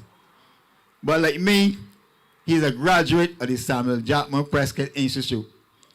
We have some people that graduated from, and I got to be careful how he's saying this now because Ricardo Harrison is the crowd. And he like to imply some kind of things about me that I don't want to think. But if you go around this country and check the graduates of that polytechnic, we have some of the richest people now in Barbados that are working with their hands. He's a qualified plumber. I have a friend that was a plumber, and you can see the amount of wealth that he's gotten from using his hands. That is the way we want Barbados to go, to get our young men involved in the technical institute. But the challenge that we are facing, that the government decided that they're going to bring a lot of these skilled workers and pay them some low wages. They say our young people don't want to work. But some of the salaries that those people are working for, it would really turn your mind. But we want to encourage you, to encourage young people in this area, get a trade. I always tell people one of the best things I did in my life when I left normal school at 14 and applied to the Samuel Jackman Prescott at that time, Polytechnic. It has served me well. So we bring a young man who is not ashamed to tell people he's also a graduate of that great institution. A young man who have, all our young men really have a great desire to work with young men, to work with young people, to empower young people, to open up the pathway to progress for our young people. Sherland Davis is one of those people. And we are bringing him tonight to you. He is the future representative for the constituency of St. Lucie. So we want to send him back to St. Lucie tonight with some love and tender care so that he'll be encouraged to do what he's doing in St. Lucie. Let him know that there's some people in St. James that is encouraging him to continue this wonderful fight on behalf of the Friends of Democracy political party. Orlando Davis, address the people, please.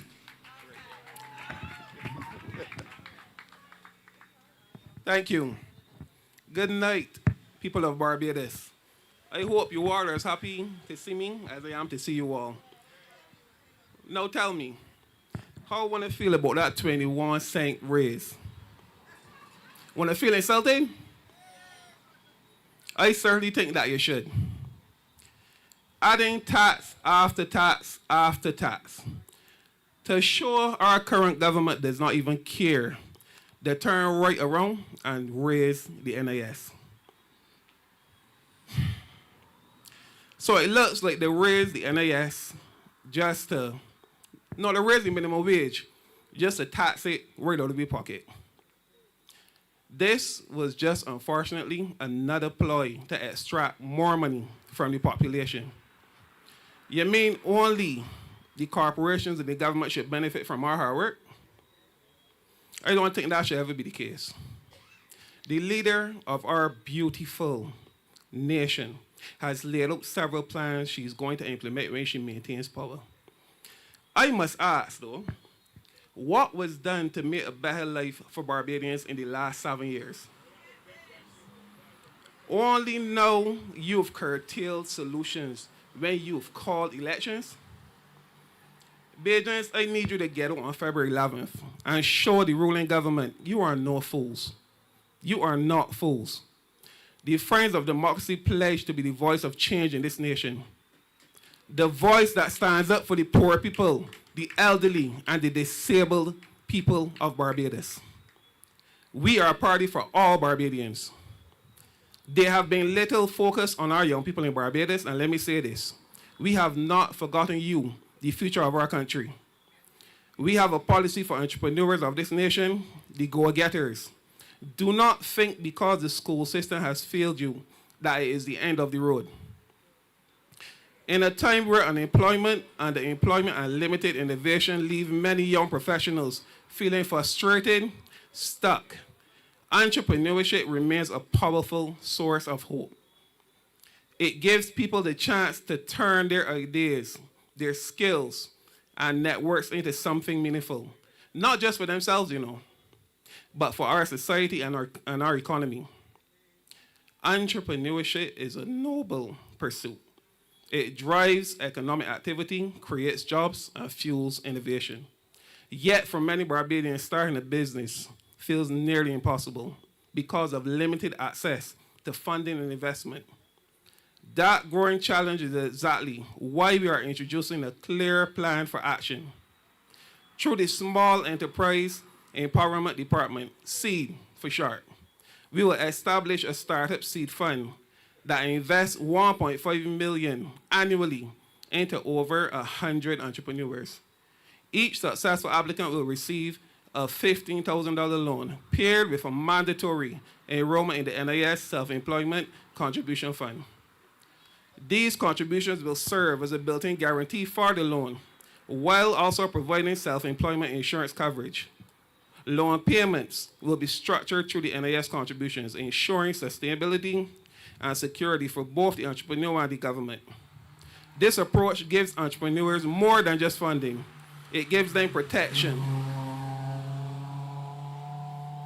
structure, and support.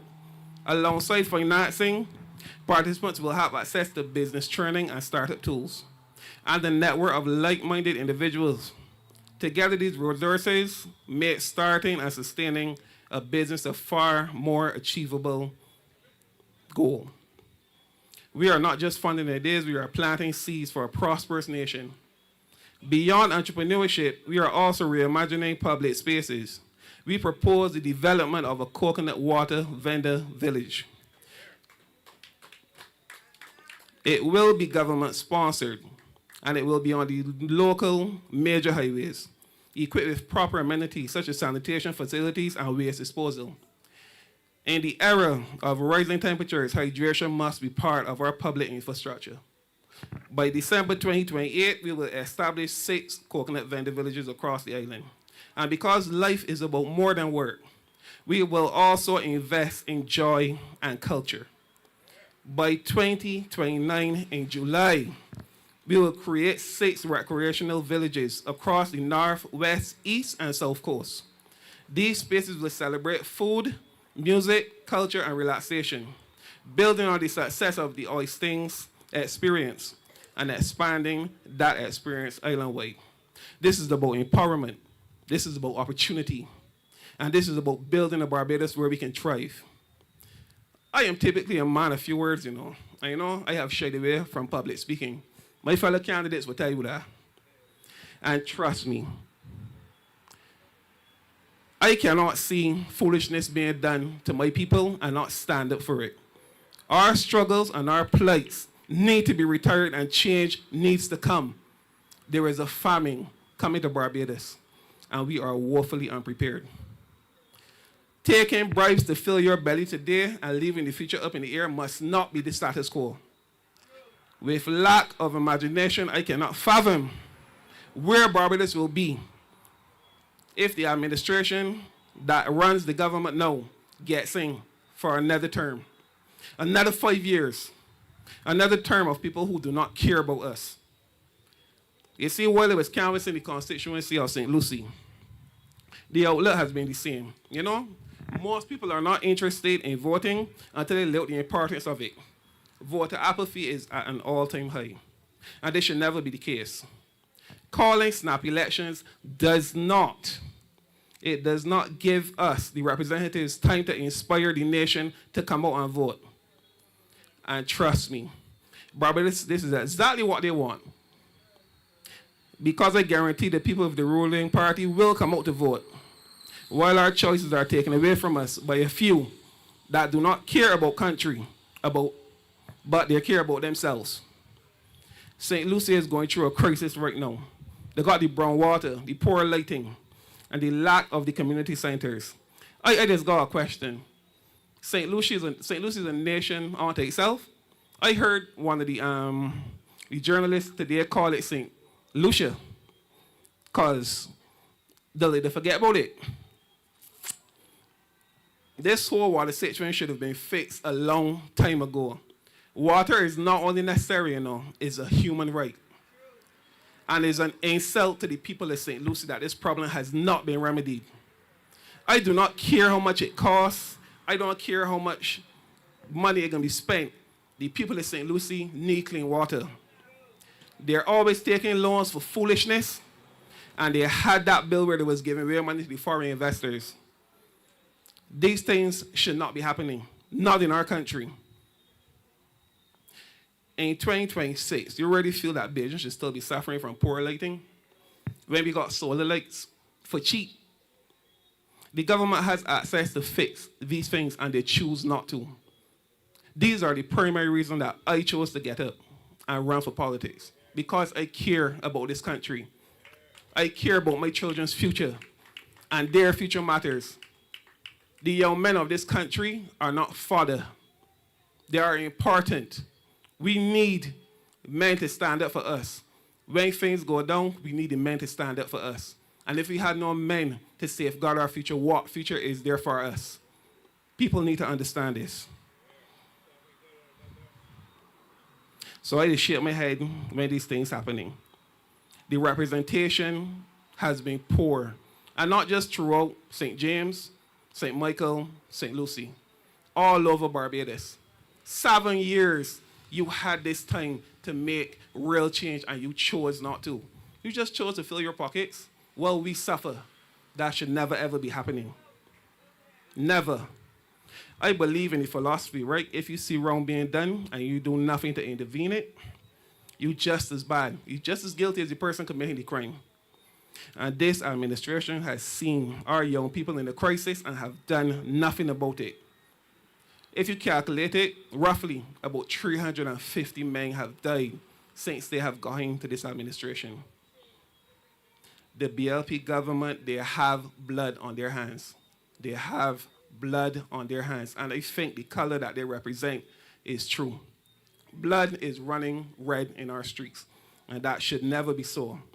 But you know what? There's a new option here. Green is the new color. Green is a color for change, growth, and now for democracy.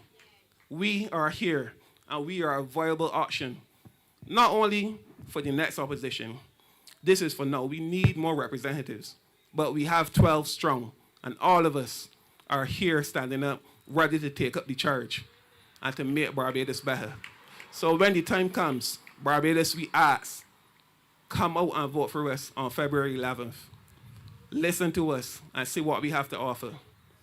We look forward to serve you. Good night.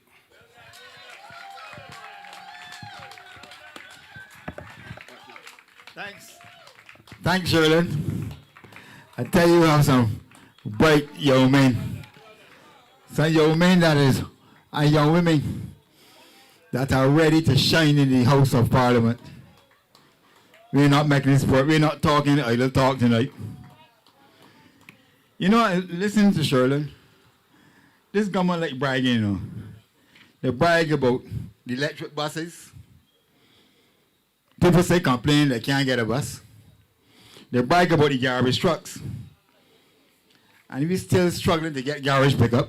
Sometimes in my area, 2-3 weeks pass, and the garbage is all over the streets. And every community pass through Barbados, there's a lot of garbage. They also brag about the reserves, the money that they're borrowing. But listen, you got to listen to this government carefully, They borrow a lot of money and sign contracts. And when the people that borrow for the money raise the interest rates, and you catch them off guard. When you borrow money, you're always on in trouble. The Bible tells you that the borrower is always subservient to the lender. So Barbados is going to be in real trouble later on, having to pay back that money. And we have no control over the rising interest rates. So our country is virtually living now on off-board money. And paying back the interest rate, that's an exorbitant rate. You know they were bragging that this the cheapest money in town. When they borrowed this money, that was their mantra. We're borrowing some money, but it's the cheapest money in town. But now they're complaining when they have to pay back at the rates that they didn't know. They didn't believe that the people that they borrowed their money from could increase the rates.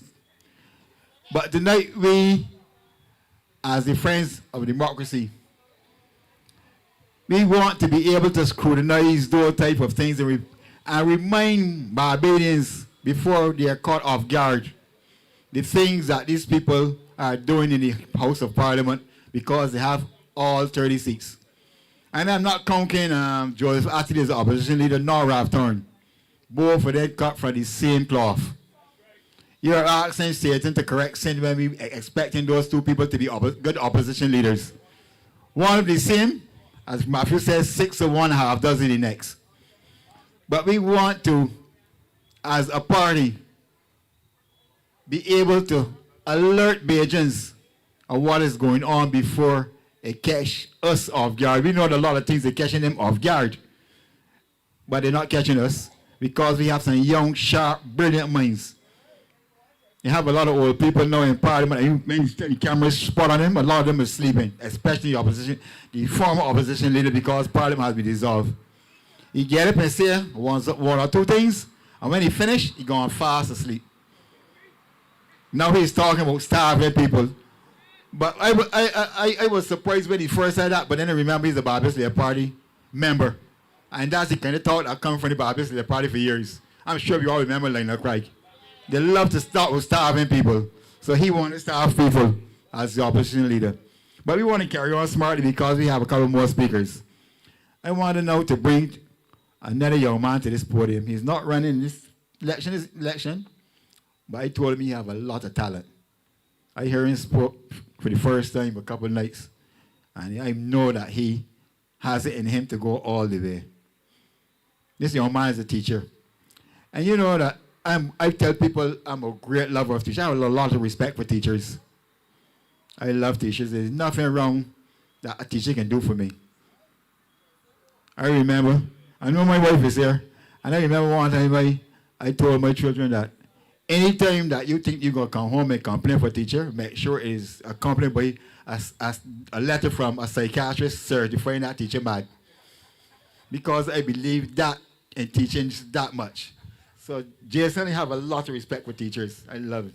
And this young man, not only is a teacher, but we're crying out for young men to be teachers because our school boys have too many female teachers. I want people that believe only a man can teach a boy to be a man. It is extremely difficult for women to take on that job fully.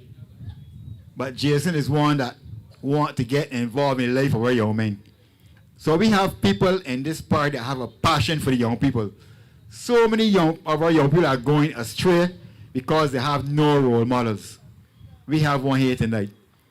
And I want to introduce Jason Boyne to you all.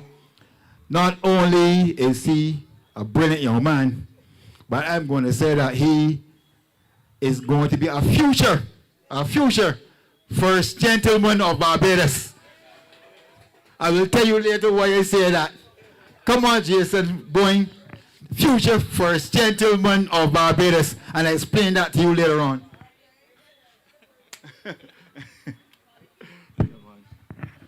Good night, good night, good night. People of St. James Central, keep some noise. St. James Central, I'm here. I hope you're here with me. Now, I'm quite honored to actually be the guest speaker. As Hiron said, I'm not a candidate, but I'm honored, and it is my pleasure to be actually here in Hoyts Village. And any person who knows me knows that this is my childhood home. And so this area, as we stand, is very special to me. And I'm here to actually speak to the people and the residents of Hoarders Hill, Hoyts Village, and the surrounding areas, because you see, I know this area quite well. And I can tell you that Hoyts Village, Hoarders Hill, it is a beautiful area. It is a beautiful community. Actually, I can call some names right now, because opposite here, if you look here, there's a Stephen that I know that lives here, or used to live here. Further up, we have Cheryl. We also have another Stephen, which is the mechanic too as well. And if memory serves me correct, I believe that he still fixed the playing field up to this day. The playing field that you see behind us right now, that is actually named after Courtney Brown, a good cricketer. Oh yeah, Lufa is the person who actually also, back in my time, I know that he also used to took care of the playing field. So I can tell you that Hoyts Village have a lot of talent. Actually, Courtney Brown's son, Alex, also ended up being a wicket keeper. Very good cricket player too as well. So when I tell you about talent coming from Hoyts Village, I know what I am talking about. And I can tell you now, I can even endorse Marcy. If you want some of the best sauce in Barbados, go short up the hill to Marcy, the Gooseberry Bar. But I'm not really here tonight to talk about all the wonderful childhood memories, because I can go on and on and on. But tonight I've been commissioned once again to talk about the need of the opposition. And I've articulated this before, but my time was cut short, and I believe that I may not have the full time now. But I'm going to try, at least for the next 10 minutes, just to highlight again the need of why we need the opposition. And I don't know about you guys, because I came here straight from canvassing, and I don't know how it's going for the others, but I can tell you for sure that FOD is getting a lot of good feedback. FOD is getting a lot of good feedback. The public is opening up to us. They are welcoming us. And we believe that people are actually ready for opposition. People are actually ready for opposition. People are tired of the same B and D. They're fed up right now as we speak. And so FOD is the right alternative for those individuals who may be tired of B and D. I mentioned before that this election coming, it is the most serious election. It's the most consequential election that we will have coming up for a number of reasons. And the first one that I mentioned was because that for over the last 7 years, we have went without any true opposition. Hirono just said it, that we cannot count Ralph Thorne, we cannot count Joseph Atterley, simply because that they were cut from the same cloth. And Barbados before has never been in this situation. This is something that is quite new to us. And we must say that not having an opposition, we cannot go on like it. We cannot continue to have a country running without an opposition. I mentioned that the first time it happened in 2018, persons were okay with it because Mia Motley felt that she had a mandate. And this mandate, she went on, and her slogan at the time was Mia Cares. And over that time, people recognized that she does not really care. Then in 2022, she won the election once again. And we had another 30-0. Now, in 2026, election has been called.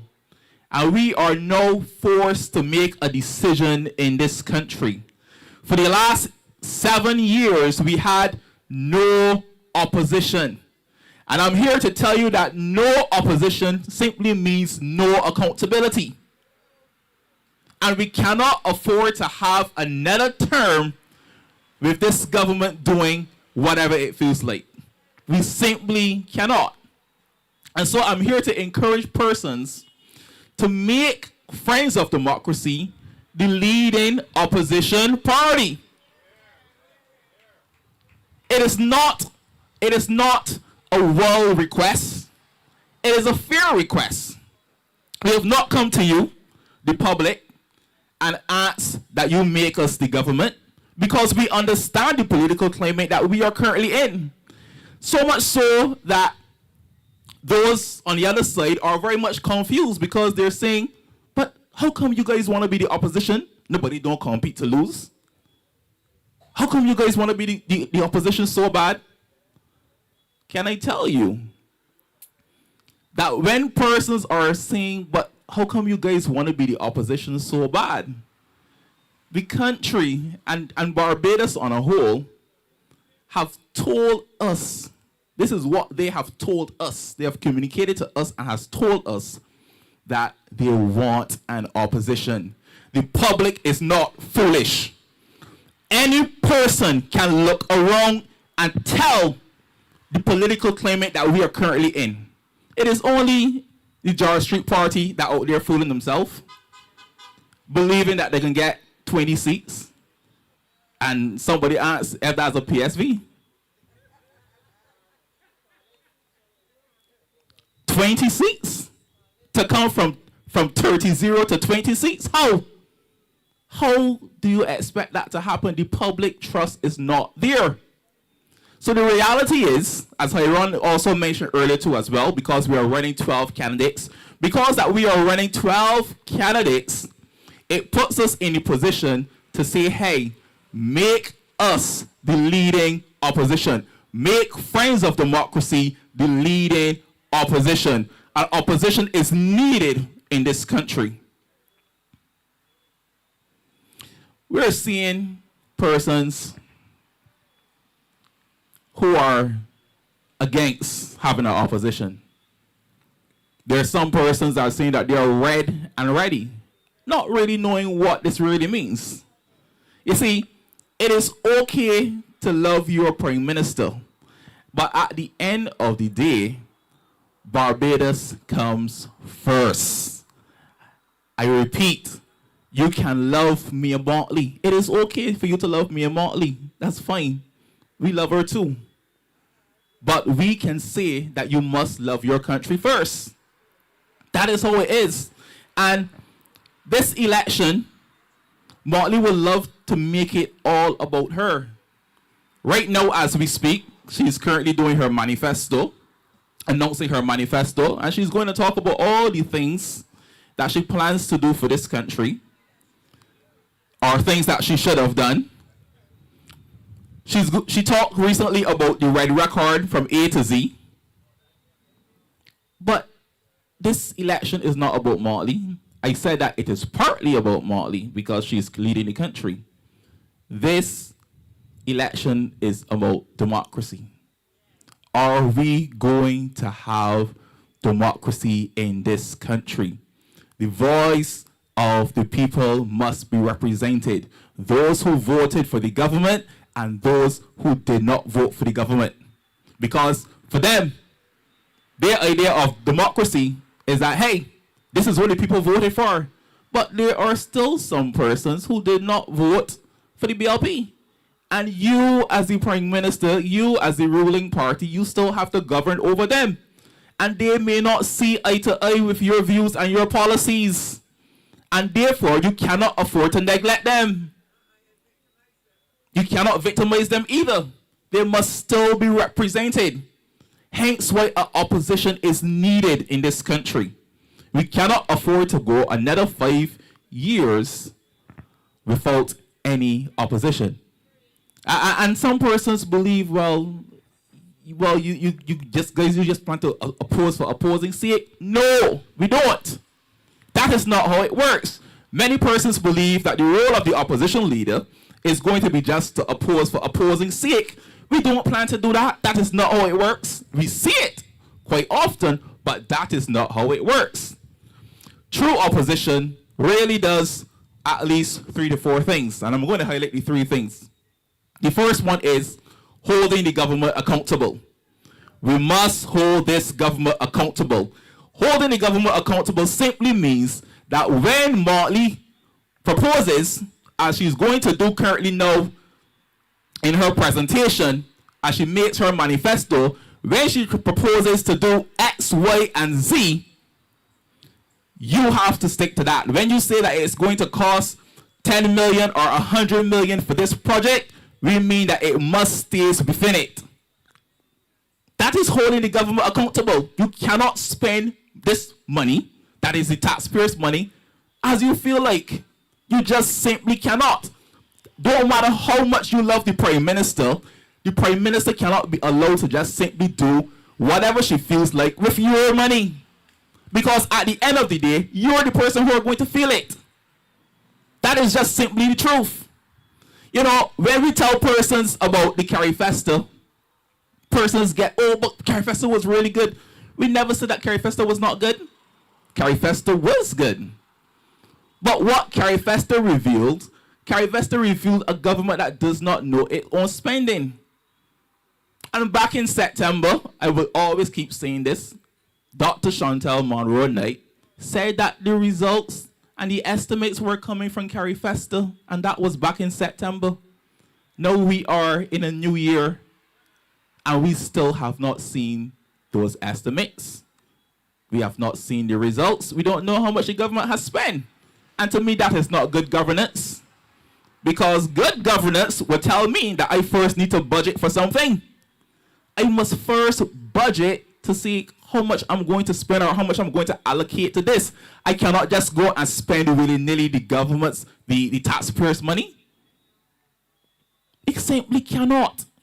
When you do that and persons praise it like anything, then we still gotta want to know about the new levy or the new tax that will be coming.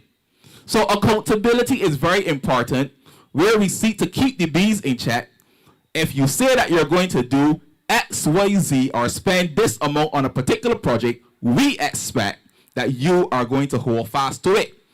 And I'm asking the public to make Friends of Democracy the leading opposition party so that we can be in there for you to hold the government accountable. They must be held and kept in check. The next thing that we want to talk about also, the importance of having the opposition, is transparency. What we see is a government that is not transparent with the people.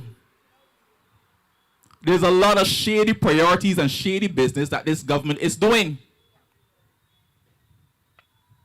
No one really has the time. The average Barbadian doesn't have the time to go on Barbados Parliament website and to check every piece of legislation that they're seeking to pass. I told you before that there are some things that we only found out because they were actually leaked on social media. And if not for those brave individuals who decided to leak things on social media, we simply would never know until it's too late. That is what this government has been doing for us. They have not been transparent. They have not been transparent with us. You are supposed to come to the people of Barbados and say that this is what you plan to do. People of Barbados, how do you feel about it? But no, we do not see that from the current administration. They do not consult with us, the people who put them there. And that is not right. So we are looking to keep this government accountable, or to hold them accountable, and we are looking to ensure transparency when you make Friends of Democracy the leading opposition party. What we vote for you, the public, is that if there's any piece of legislation which this government is seeking to hide up, we will expose it for you. That is our job. That is what we are here to do, to be a watchdog, to make sure that you are alerted each and every time this government is seeking to pass a piece of legislation when you are sleeping.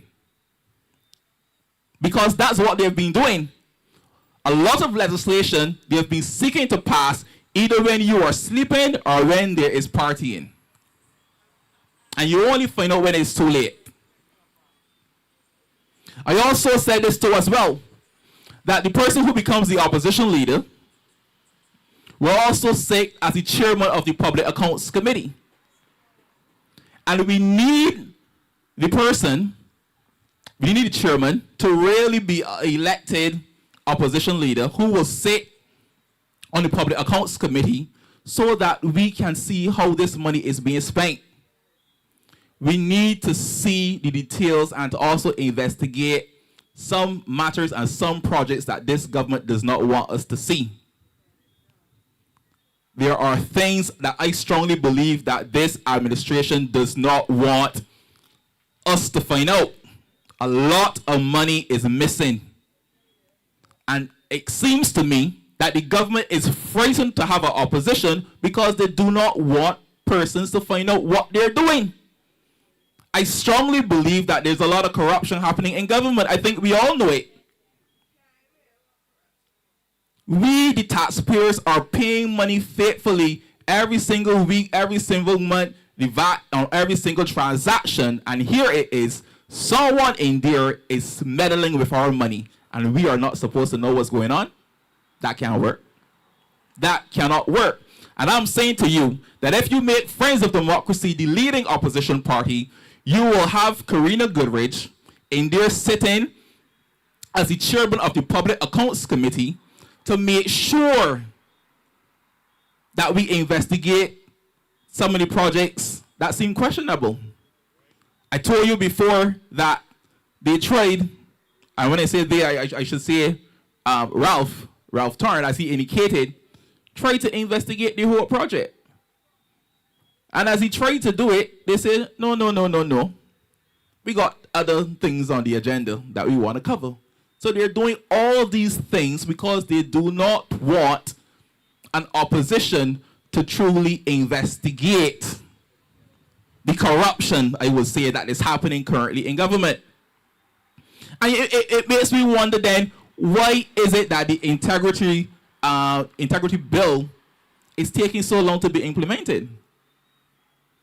I saw the reason for the delay, and according to the Prime Minister, her response was, oh, well, if we put it in there, it's causing some consultants to not want to come forward.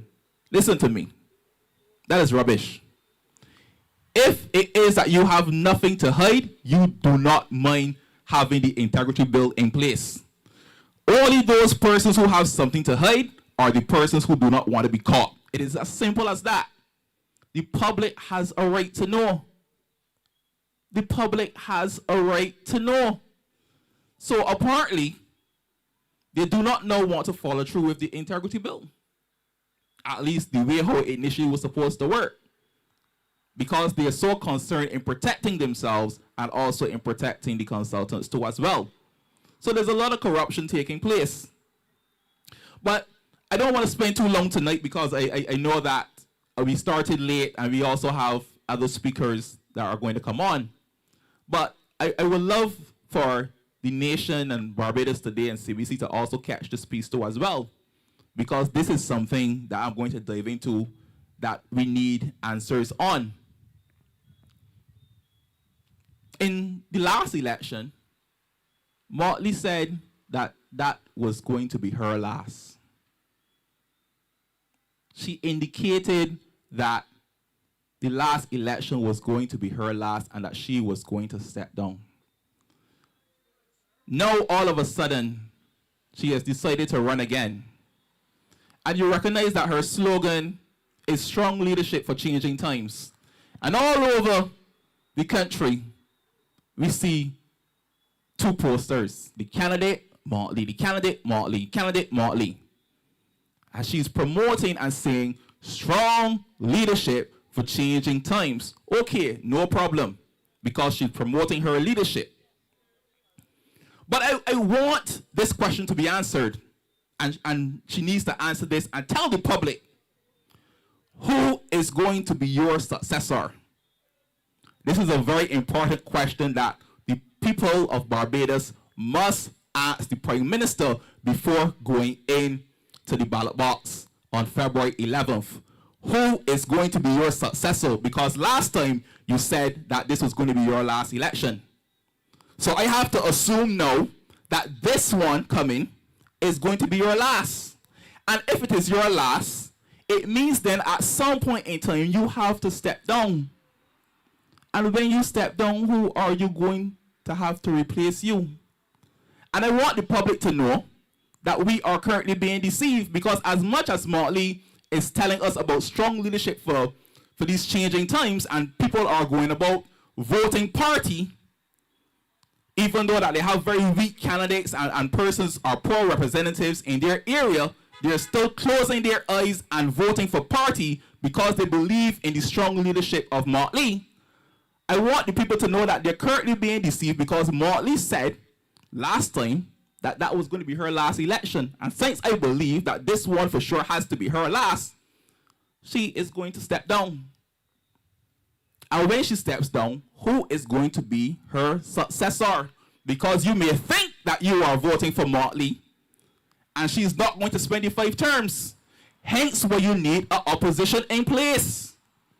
Because whoever comes next, you don't know about that person. You are voting for Motley because Motley has been around long.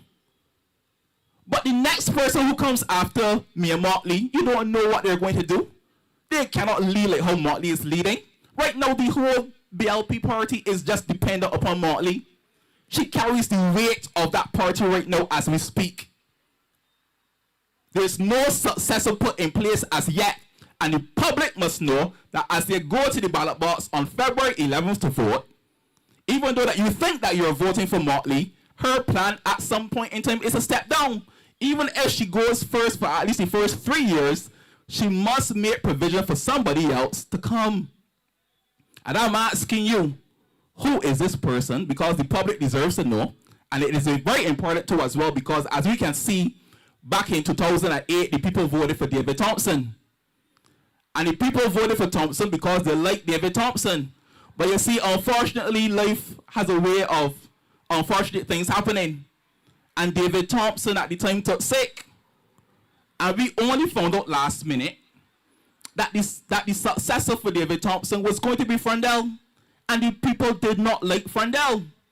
Yes, he got re-elected back in 2013. But that was very close. That election was very close. And we saw how it is. The people voted for David Thompson, but life took a turn, and Frandell ended up being the successor, and the people didn't really want that.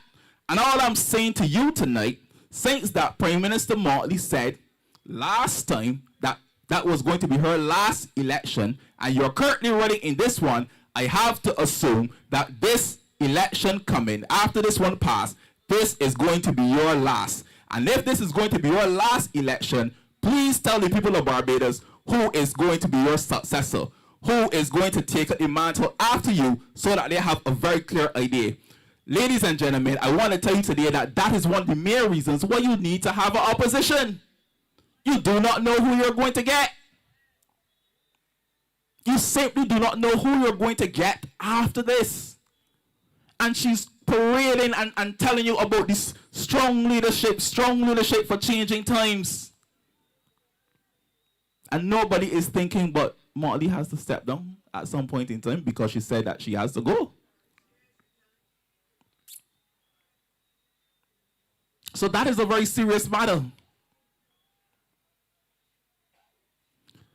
So I don't want to stay too long because I know that other persons are coming, but I want to encourage the public. On February 11th, make sure that you go out and vote for Friends of Democracy. Make Friends of Democracy the leading opposition party. Make Friends of Democracy the leading opposition party. You know, some of the ministers and even senators are confused about it. Why should you vote for opposition?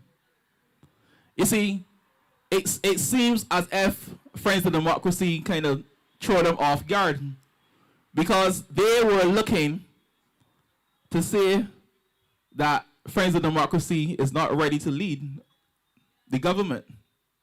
Okay. So we did not give them the opportunity to do so because we said that we are not looking to have the government. We are not looking to take over and rule the government. We are simply looking to be the opposition. And that is a fair request. And persons will say, oh, but that mean that you're not ready to lead? It is not simply that, you know. Let me explain to you. And let me put this matter to rest because many persons think, oh, well, it means that you're not ready to lead. That is not necessarily the case. What it simply means is this. We have political science. We're not foolish. And the political science tells us that the political climate favors Motley at this time.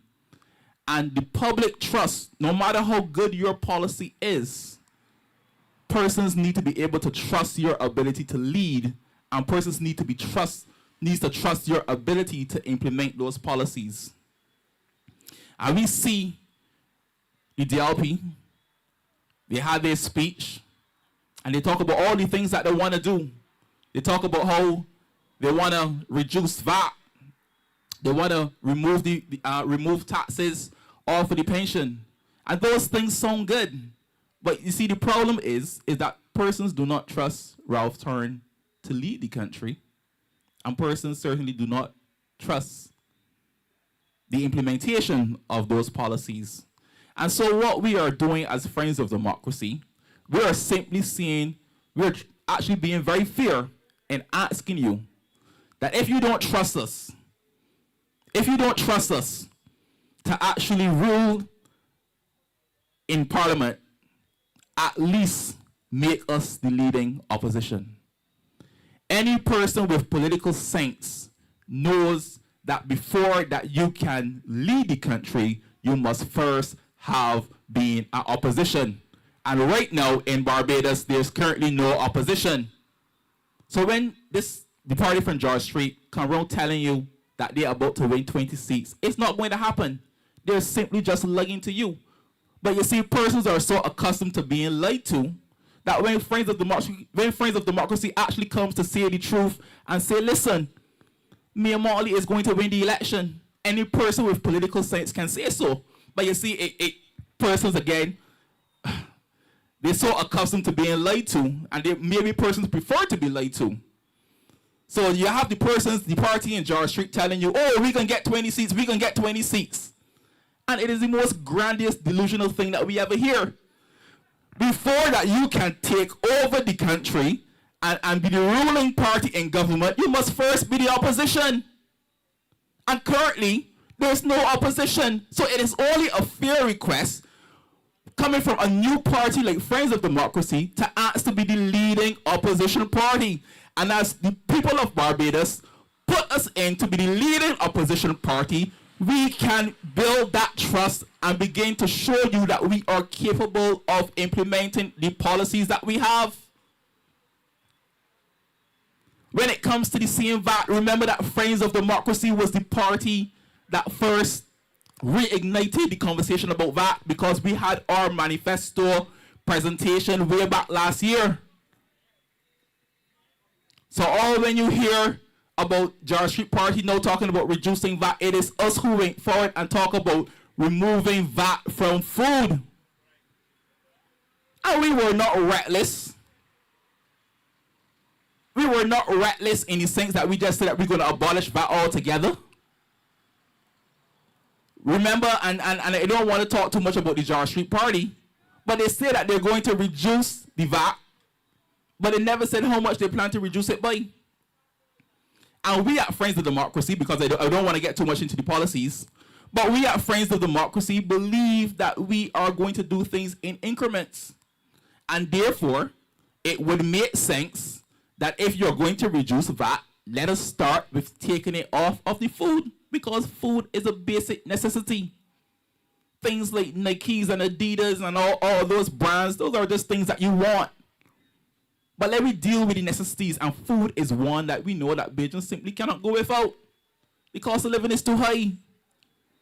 And therefore, we see it fit and reasonable in our policies that when we talk about removing the VAT off of food, let us see how that works first.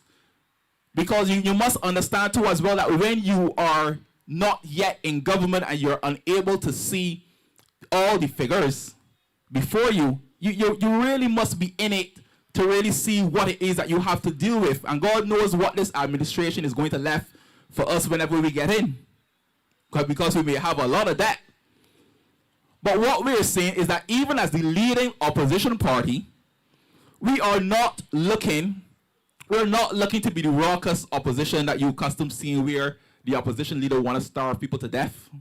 We are not looking for that. We are not looking for the disgraceful tit for tat inside of Parliament. We are looking to have sensible and mature debates in Parliament representing the people of Barbados. And as we said before, if it is that a policy makes sense to us, it can go forward. If it is that the policy is good, but it is questionable, we will put forward our opposing voice and say that, hey, good governance is you must make amendments to this legislation so as to accommodate these people. And if the policy is just piss poor, we are going to stand against it. We are not just going to oppose for opposing sake. So we are telling you to make Friends of Democracy the leading opposition party so that we can have mature and sensible discussions with the Motley-led administration. Because if it is one thing that we recognize is that the major weakness of the Motley-led administration is that they are very poor when it comes to legislation. To the point where they have to keep walking back each and every single time. So Motley, you need the help. Let Friends of Democracy help you, no? You need the help. So people, my encouragement to you tonight is that go out on February 11th, vote for the Friends of Democracy. For this area, we have, once again, Kerry Thomas. Do not mix him up with Kerry Simmons. Kerry Thomas is a great guy. Persons who know him knows that he's very familiar in terms of with music. He works with a lot of people. He's a business guy. And he is for the people. Make sure that you go out on February 11th and vote for Kerry Thomas. Vote for Friends of Democracy, whoever we have in your area. Get your friends out, get your family out, and let's make sure that we can keep the bees in check. God bless you and thank you. Thank you, Mr. Boyne.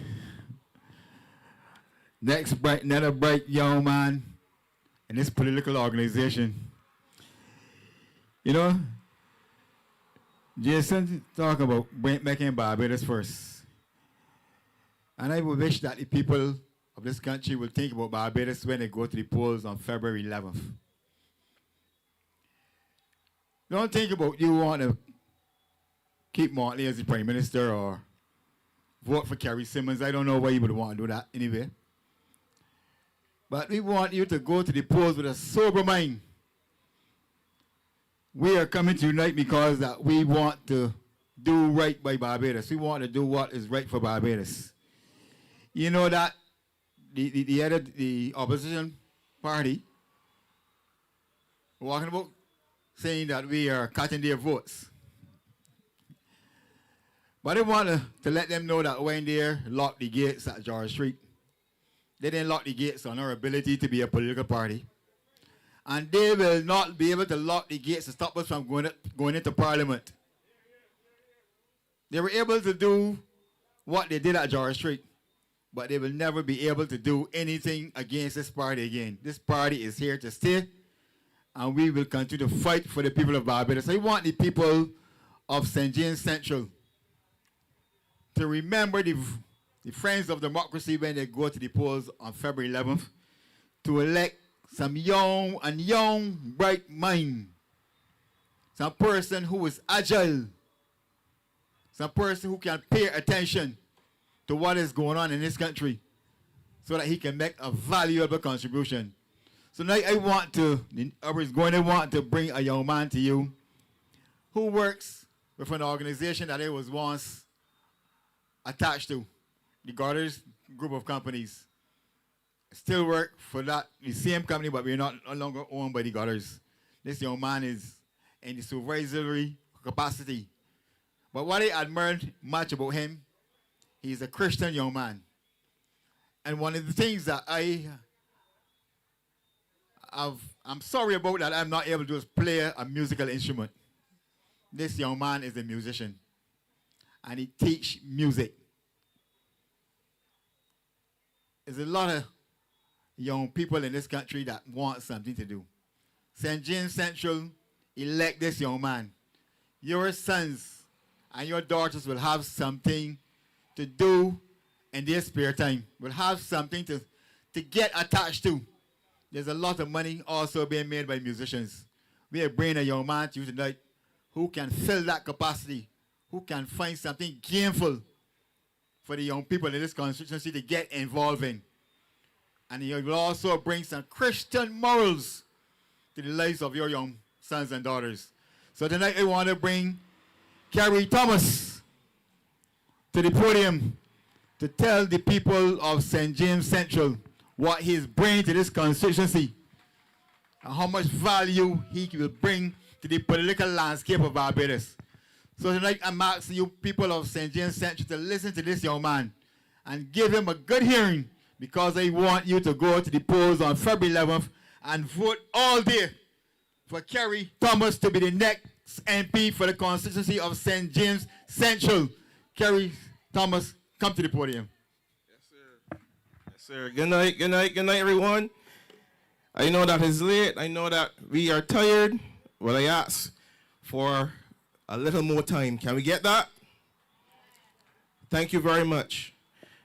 So I just want to highlight, I want to honor, our Madam President, our first, second, third Vice President, our General Secretary, all the friends of democracy. We want to, big you up and honor you for the hard work that you would have done in creating this party, in being a beacon of hope where there was not.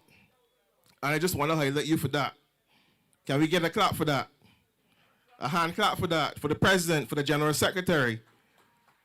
We are working hard. We were canvassing the whole day, and the fumes, we're at fumes now, but we are still going. The snap election came at a time where, it was supposed to be a strategic move to offset parties that were now formalizing and whatsoever the case is, but it has brought us close and stronger together, and we are soon over the finish line. So I just want to tell you a little bit about myself first, before we start. I was raised just in the community over there in Torps, and I have either ran or ridden across different constituencies, different gaps in the constituency. And I'm getting a flashback now about 20 years ago when I was coming over that hill right there on my bicycle and caught an unfortunate speed wobble coming down the hill. And right there where that yellow building is with all the fancy posters, there was a shop there one time. And the lady welcomed me. Well, I don't know if you will call that a welcome, but I just ended up belly first in her shop. And she took care of me. She tended to my wounds. And she just told me, youngster, you may have fell down that time, but one day you're going to ride past there and wouldn't go into my shop unwanted. I want to spend some time, not much time, but a little bit, talking about a couple things. One of the first things that I want to talk about is representation. Friends, when you vote in a person to represent you in Parliament, it is a sign of trust that you place in that person to be the mouthpiece for you. When you vote for a person, you must do it knowing that this person, this party, will have your best interests at heart and will make decisions that will benefit the constituency. Any other thing than that is a fail, and that person does not deserve your vote. There's a quote that I saw recently, And it talks about trust, and it is basically saying that trust is like a mirror. Once broken, it could never be mended again. You could maybe be able to put back the pieces, but it would never be the same mirror. So I just wanted to talk a little bit about a fresh perspective. You know, and a perspective, all of us have different perspectives.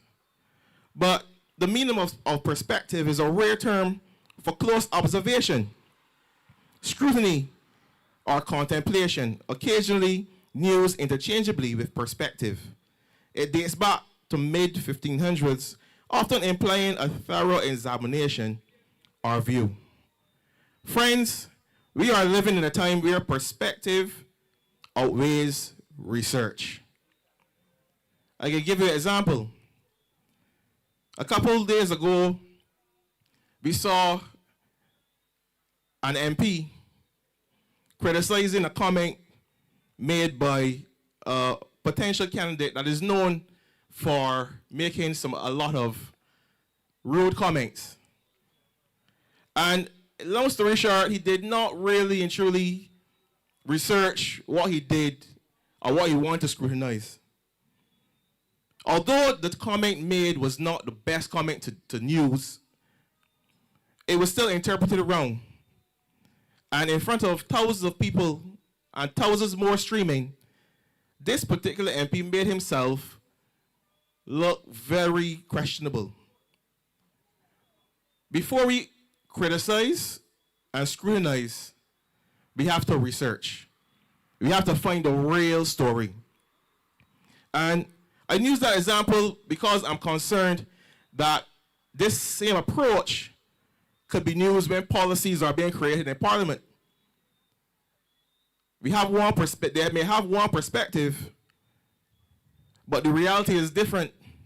And that could be why there's so much walking back.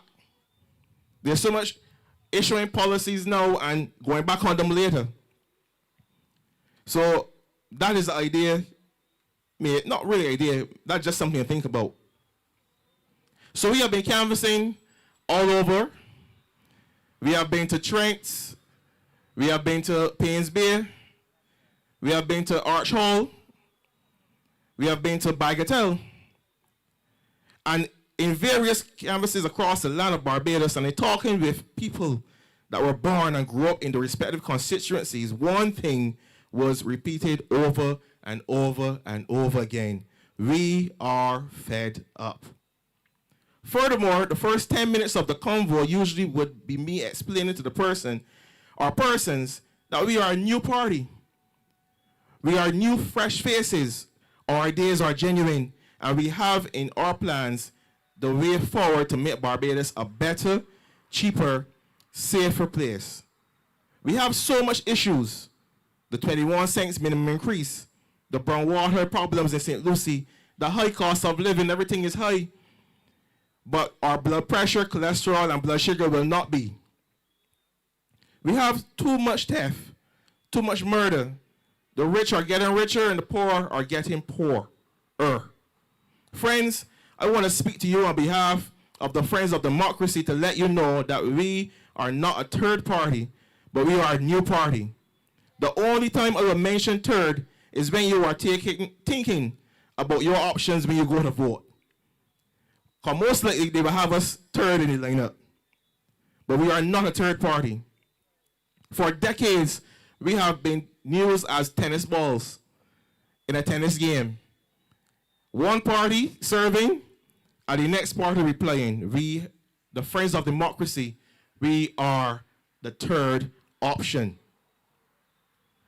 Now I want to share with you, you would have heard, plans in our manifesto from our different candidates that would have came and graced the stage today. But I want to zone in on some of the policies and some of the plans I have for St. James Central. And the first one I want to speak about is the orange economy. And basically the orange economy is an economy where young minds at heart or in age can thrive in this market. But we need a place to thrive in. Just like how a farmer needs land to dig and to sow. These young minds, young at heart and young in age, needs a place where they will thrive, where they could sow an idea, and one day maybe that idea could be the next billion-dollar idea. Maybe that idea could be the next Instagram or the next TikTok or the next AI, because all of those ideas started as a seed. So the first thing that I want to do is the old Holders Hill Police Station. I want to turn that into a center of innovation. Now, persons may want to know what that is. Is it a community center? Is it a school? It is all of the above and more. It is destined to be the first of its kind in Barbados, because the orange economy is an economy where no one pays interest in. Or, can I dare say, no one pays interest in at this point in time, because there's nothing flourishing coming from it. But I'm telling you, Barbados, this is the next big thing. There's someone out there that has an idea that can be revolutionary, can be innovative, can create employment where employment never could have been thought of. I'll give you one. I am actually, one of the hats I wear, is being director of a gospel group. And there's about 45 of us, different instruments, different skills, different talents. And one thing remains is that in terms of income, there's none. One time it would be coming and playing for free and being told, God bless you, see you next week. But through strategic leadership and creative, innovative ideas, we have created a platform where musicians and vocalists, any person that's musically inclined, can earn an income from doing what they love. And that is the foundation of what the Center of Innovation will be. So, community centers, fine. Schools, fine. But Center of Innovation, first of its kind. And putting me as your representative, you will see this happen. And that is my number one mission for St. James Central. Number two, I just want to speak on three, but the second one is there are superstars that our youth look up to. In basketball, it's LeBron James. In football, it is Messi or Ronaldo. And there is, I will not say that. I believe that there's a Messi and a Ronaldo sleeping and playing here in St. James Central, but the opportunities are not there. One of my mission, or one of the objectives, in my mission, is to find that person, find the next LeBron James, find the next Lionel Messi, find the next Rafael Nadal, different sports that persons look up to, find the next. How will I find the next person? How will I find that person, By creating tournaments that pays the winners, that pays the participants. That is one of the things that we want to do, by bringing in seasoned mentors that are known to be skillful in their craft in the various sports that I mentioned. So to the next Ronaldo, to the next LeBron James, that you're home and you don't know where or what route to take, know that I have you in my plans and I'm looking for you. And the third one that I want to talk about is the local fishermen. I have much more, but I only want to speak about three. But the local fishermen, that market is a market that we should be proud of, to see that we can go in the sea and we could make a living and make an earning off of locally produced, not this artificial nothing. And then visiting the market down by Paynes Bay, one thing was made clear, that the interest is minimal. Yes, they got a refurbishment. Yes, they got a paint over and a facility change. But after years of asking, after years of begging, but there's so much that they are going through down there that can be changed. And believe you me, that is one of the things that is on my objectives, on my mission.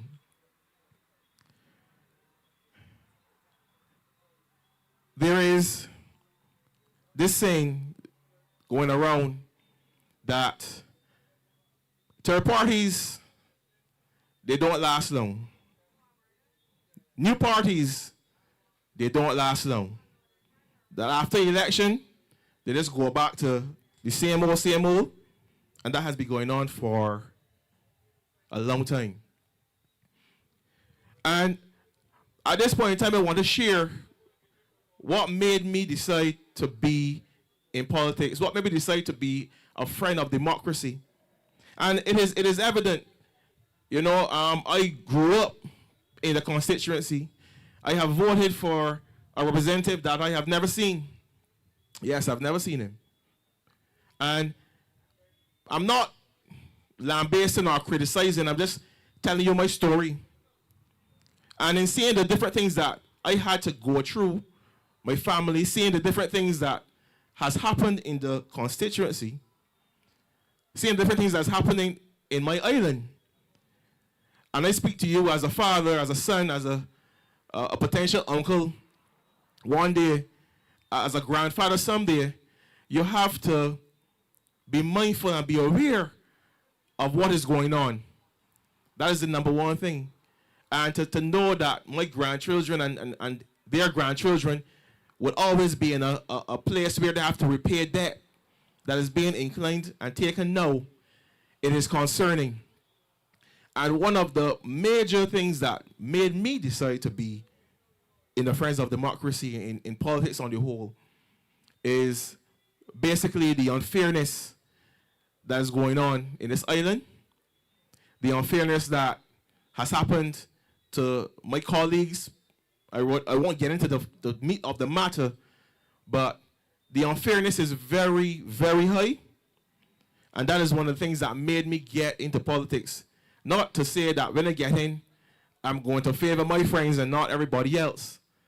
But there needs to be a fresh face, a fresh strategy inside of these organizations where fairness can happen. And I know I speak very diplomatic and very broad, you know, but I do that because I want you to think.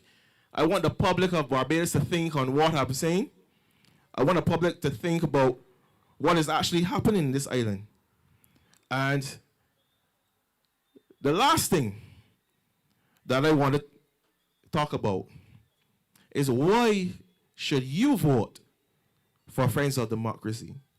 Barbados friends, there are some people that would vote for the party. I was one of those.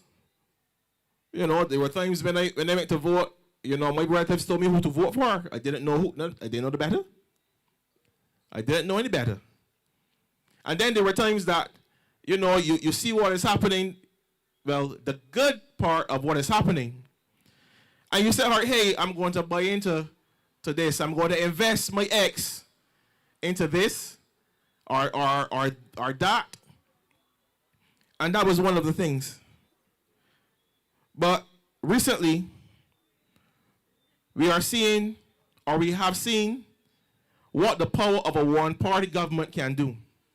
And you have heard it tonight. You've heard my colleagues mention it. I don't have to go over it. But you have seen what the power of a one-party government can do. You are seeing the unfair policy creation, the one-party government decisions. You're seeing it. You're seeing the perspective overshadowing the research. Because if they would have created policies that were strategically done, they wouldn't have to walk back on the policies. We need people in this government, we need people in this party to be inside Parliament when these decisions are being made, that we can contest them, we can contend for you, we can fight for you, we can be the advocate for you. Some people may not be interested, that's the truth. But if you're not interested now, but criticize later, that is something to think about as well. So I want to leave tonight this with you, that if you trust me, I will work hard not to disappoint you. If you trust the Friends of Democracy to be your next political party to enter government, we will work hard, we will go beyond the call of duty to ensure that Barbados is a safer, cheaper, better place. I want to thank you all for entertaining me tonight. I want to thank you all for staying up. We started late. And I just want to leave this one last thing with you. Vote for Friends of Democracy. Good night, and thank you. Thank you, friend Kerry Thomas. Another brilliant mind in the party of the Friends of Democracy. You know, I just want to mention one other thing. I hear the opposition leader, the former opposition leader now, talking about his party is going to introduce the integrity legislation in government to Parliament when he win the government. And I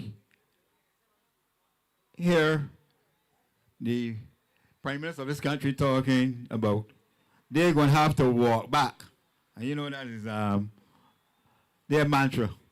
Have to walk back on the integrity legislation that they're promised to bring to this country when Ralph Thorne was also a member of that party. But she's making the excuse now that they have to walk back on it because that there are some persons that were involved in that bill that want nothing to do with being in government because they obviously don't want to have their business out in the public. So they have to change it. But we only want the politicians involved. They rake up all sorts of people to put in that bill because they were looking for an escape route. Because there's no way that some of the people that they want to involve in that integrity legislation that should be involved in it. If you just volunteer to be a member of a school board, tell me in the name of goodness, why would you want to discharge all your information in the public just to be a member on the school board? Those are the people that they involve. That's the kind of tricks that they bring to this country every time that they're going to Parliament. But we want to bring people to you that are willing and able to stand behind anything that they promise the people of this country. We're not going to be coming with excuses that we can't get things done because it's somebody's fault. When we bring a legislation to this country, we want to make sure that it's well researched so that we won't have to walk back on it. So we want to thank Kerry Thomas for outlining some of the things that he wants to do for St. James Central. He talk about having a next LeBron James or Ronaldo or Messi somewhere in this constituency. But we need young, brilliant minds, people who can run, people who are active and agile to run with young people, to find out the type of people that can be this type of sporting people. So we want to encourage the people of this constituency to, when they go on February 11th, to remember Kerry Thomas, a person who can rumble with the young people. He's not only a sports person, but he's also a first-class musician, teaches music. Give him your support, I'm begging you. Finally, we're going to bring our final speaker tonight to the podium. This young lady is a Christian also.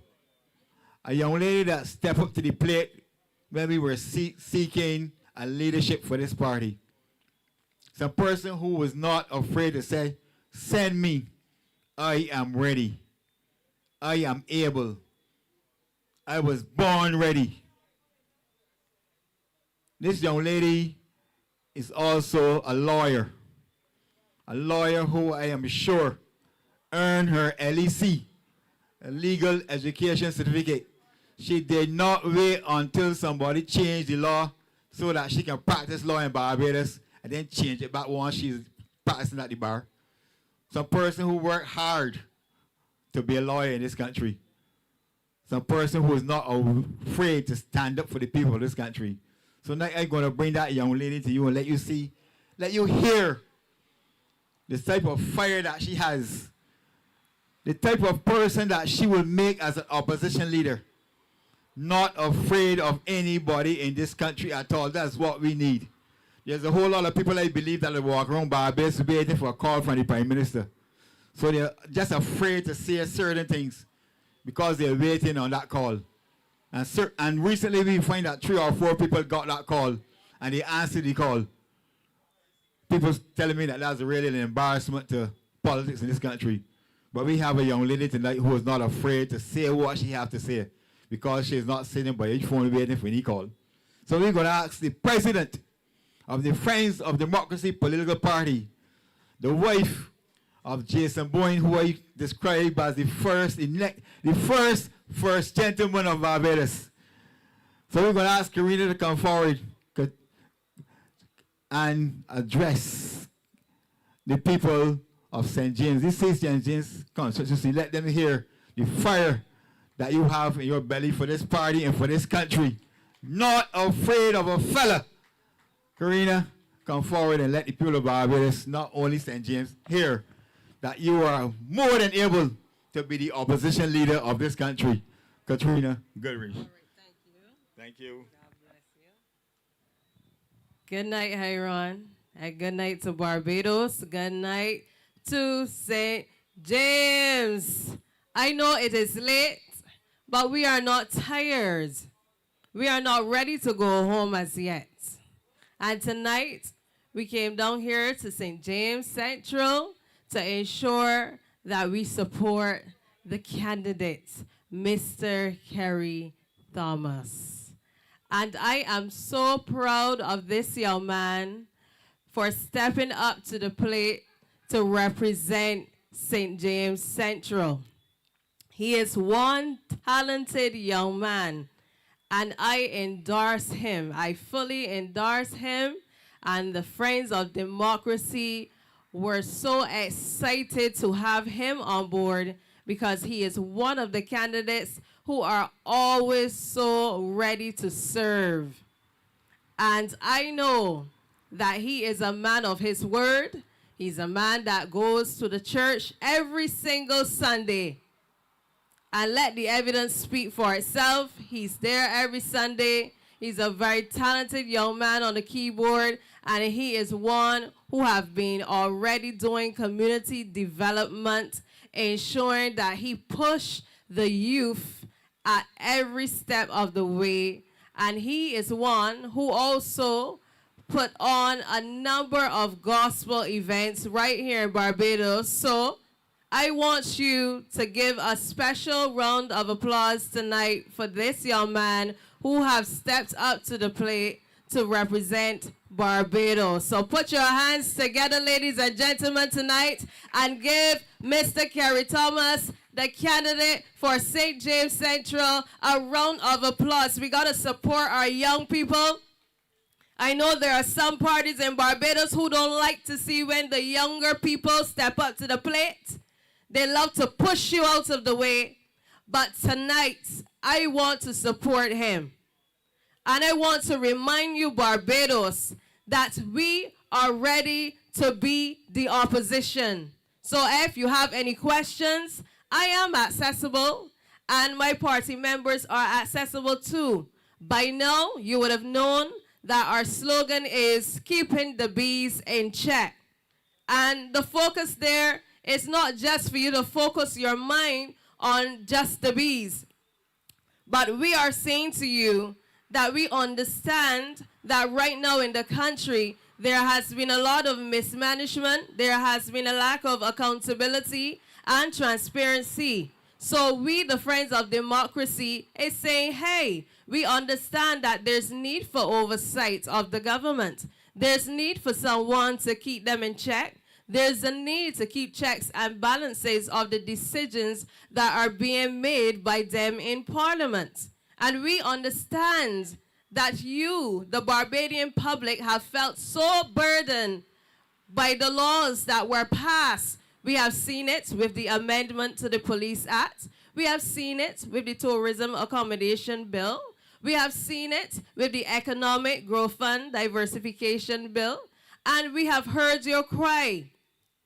So when we came out here, we are telling you, make us the opposition, because we acknowledge that, I'm sorry to say, but the one seat that is supposed to be the opposition has disappointed the public.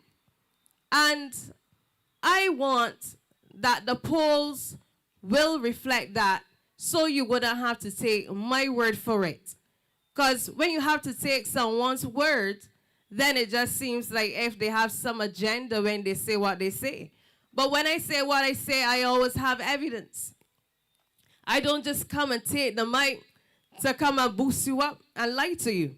Because at the end of the day, I know that the lies have contributed to the voter apathy in the country. And right here in St. James, I know that it exists, the voter apathy. I know that there are some of you wondering, should I vote for a new party or should I not? And I'm here to remind you that all the years, the 7 years that have passed, and you are still in the same position, or 7 years have passed, and you haven't seen the person that you had elected, that individual has not, answered your concerns. They are acting as though you just give them the vote without their having to do anything. And that is not right. So Friends of Democracy is making the public aware that politics should not be that way. When you elect a representative, that person has a covenant with you. That person has a duty to look out for you. And this is why when I'm on my canvas, many times I speak to the public and I say to them, look, you need the groundbreaking legislation that is innovative, that is transformative. You need legislation that will solve social issues. That is something that you need here in this country, because you should be able to go to bed tonight after listening to all of the speakers out here and get up in the morning and recognize that there's a law that could be changed for you, where you can celebrate and say to yourself, that solves a social issue. All of the time, when the government has gone to Parliament, you have heard so many different laws changed or amended, and yet still, all they are punitive. They are punitive legislation. But you are looking for something refreshing, something new, and you need it in your life. And this may seem small. This may seem to you like, what is she saying? But what I'm saying is powerful, because the UK understands this. Canada understands this. Scotland understood it. And when you Google and you do your research, you will recognize that legislation is important. And that is why you need an opposition on the other side. You need an opposition to scrutinize the legislation. You need an opposition that when pieces of legislation is being passed, could stand in Parliament on your behalf and say, no, I see an issue with that. I see how this legislation could be better. I see the impact of that legislation on the lives of the people. And this is why my message is, from now till the election has come, the same. You need groundbreaking legislation, St. James. You need legislation that can change your lives and solve social issues on a wide scale for many people, and not just a selective few. So when the Barbados Labour Party is telling you, we are red and ready, you have to ask the question, but ready for what? Because ready has to be in a certain context. Because if that is just the core message, I understand that the red just focuses on the party. But I want to remind you that you are the priority. Red and ready for what? Are you ready to give the Carafesta estimates and the budget? Are you ready to tell Barbados what happened to the whole project that has failed? When you say red and ready, what are you talking about? Are you ready to explain to UE graduates that yes, education for them is free, but then after they come out of school, that what is the reason why they can't find jobs and so many are unemployed? If you say red and ready, you have to be able to answer the questions, because there's much mismanagement going on in the government, and they know it. And when I think about it, one of the things that I have considered is the powers of the Auditor General. And when you think about the Auditor General and auditing governmental finances, you will recognize that, look, Barbados needs to come to the point where it becomes constitutional that the Auditor General will have enforcement powers. Because if you are an Auditor General and you find out that there was mismanagement and you recognize that things went wrong, then you need enforcement powers. We need to really understand that accountability is a must. And it is not something that you can pick and choose. So, in order to clean up this country, to avoid corruption and all the mismanagement that has been taking place, we need to take that into consideration and make that constitutional. Because one thing that I recognize is slipping in the country is that the mismanagement, the corruption. Because many times when a new party comes and we say we want to implement something for Barbados, many times the answer from the other side is that it's not feasible. It's that there's not sufficient funds available. But then you would recognize that decisions are made for them to pass laws that will benefit the foreign entities. But then you, the Barbadian people, are the ones in the struggle. You are the ones here needing the leadership that will think on your behalf, because you want a voice to speak for you. And that is why we are here. We are the voice of the voiceless. We are here to keep the bees in check. So it's no longer about the fun and games anymore. I don't like that type of politics. Because I know very well if the insults start, I would insult them back without apology. But right now, as I walk around Barbados, we sense a need for there to be a seriousness in the island, for Barbados to be properly developed. Bajans are not taking the nonsense anymore. Bajans are hurt. I have went to doorsteps, and before I got there, there are some people who will say, if you are from the Barbados Labour Party, please don't step any further. Some have said, honestly, if it's about politics, I really don't have any interest anymore. And that is a serious problem, because that means that people will stay home on election day and they will hold back their votes. So one of our mandates is to rebuild the trust of the electorate. Rebuild trust and confidence in the people, where people are not any longer struggling with the thought that all politicians are bad. All politicians are not bad.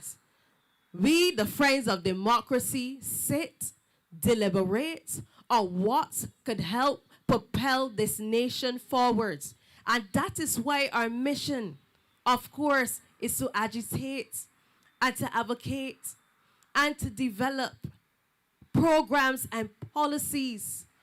All of those programs and policies will be for the development of the nation, because we understand that Barbados is not fully developed as yet, and development is continuous.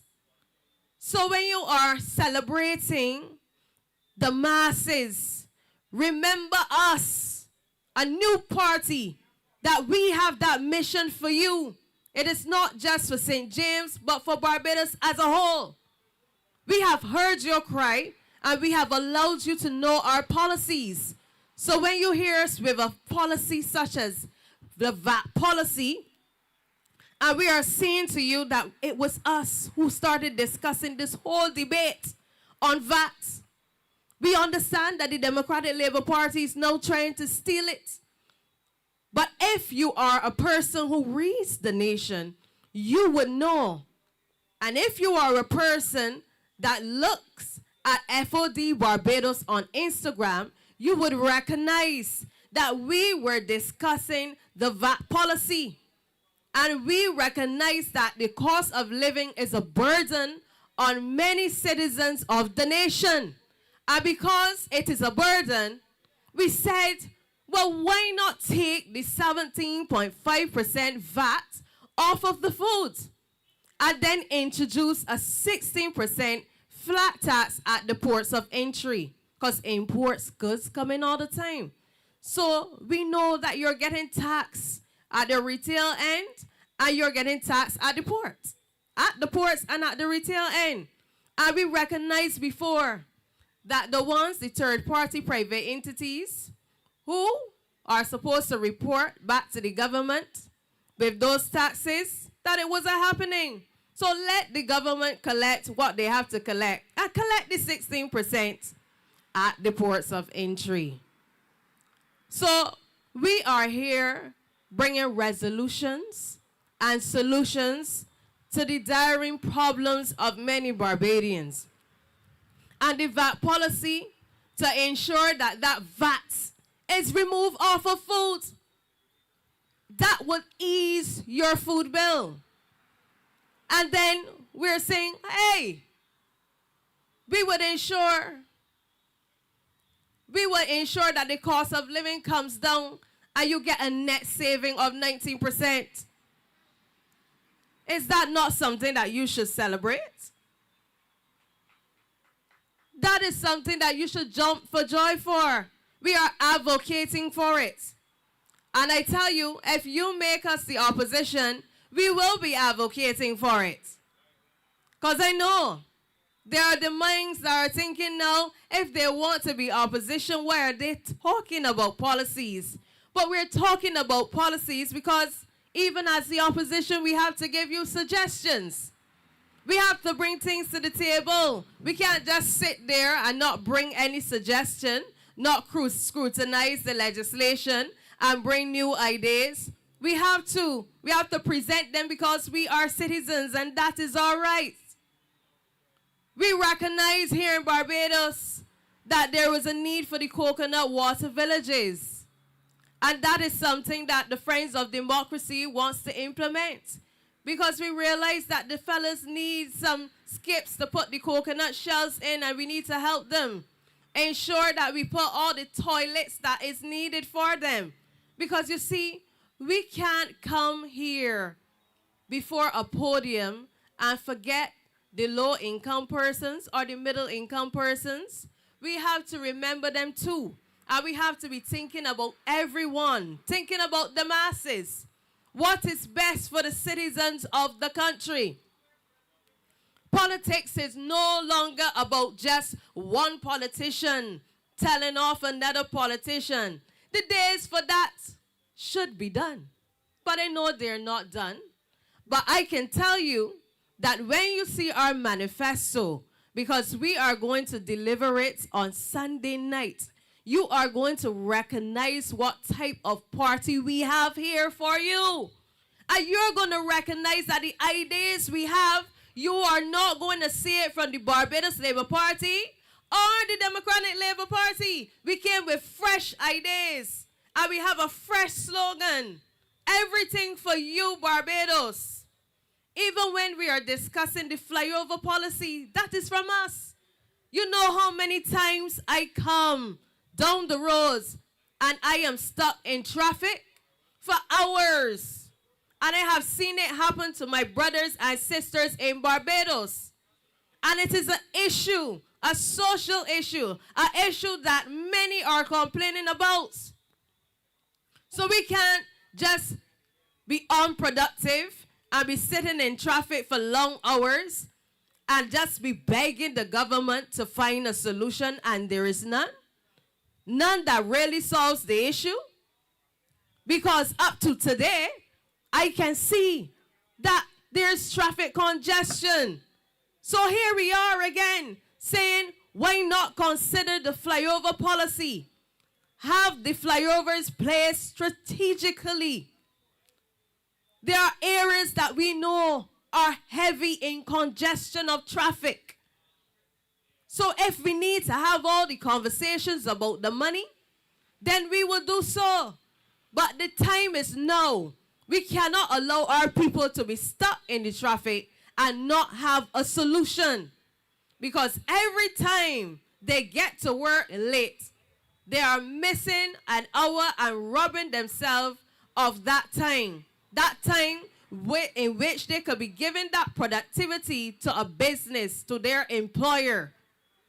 So the time is now that we want to advocate for you, every citizen of this nation, to have the flyovers that you need. We sit by for too long and we get too comfortable with just being satisfied with things as it is. But I am here to remind you of what you need, because there's a great difference between what you want and what you need. Because some people just want the masses because they exist. But you have to look in this season when you are going to vote on the 11th of February and ask yourself, what do I need? Do I just need a mass party being in control? And then after that, they disappear. I can't see them on my doorstep after the election. They make whatever decisions they feel like after the election. And still I am stuck in the traffic. And still I have to subject myself to legislation that I don't agree with because there is no opposition. Because we can't assure you from this podium that Mr. Thorne will win his seat. No matter how much they sing the song Seats Are Moving, we already know that the possibility is very slim. I listen to the political analysts, and many of them would agree with me. And they are sure that many times before a man or a woman win a seat, you already can predict the outcome. And that is why you have polls. So don't let no one fool you. Any man jack can get up and do a poll to find out whether he can win a seat or not. Politics is not about an illusion. So you, Barbados, I do not want you to be fooled. I do not want you to be at a crossroads. When 11th of February come, I want you to look at our policies, be logged in on Sunday nights. We will have it streamed online and listen to what we have in our manifesto and understand that every single policy that we created were ideas that can help develop this nation, were ideas that can help the small man and also the big enterprises, because we considered everyone.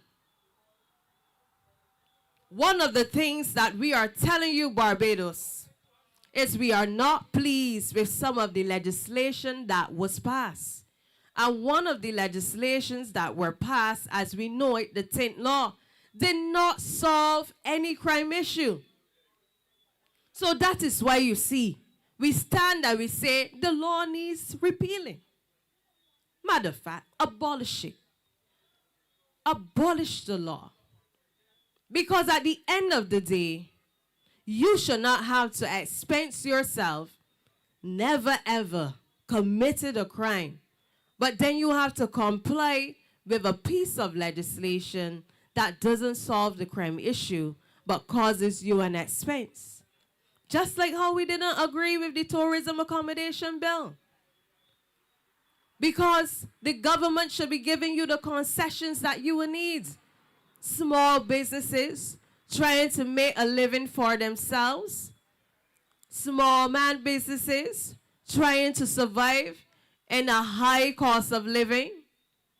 And then when you come up with an idea, you are subject to so much draconian measures. But we say no to that. And this is why we have to keep reminding you that you need an opposition.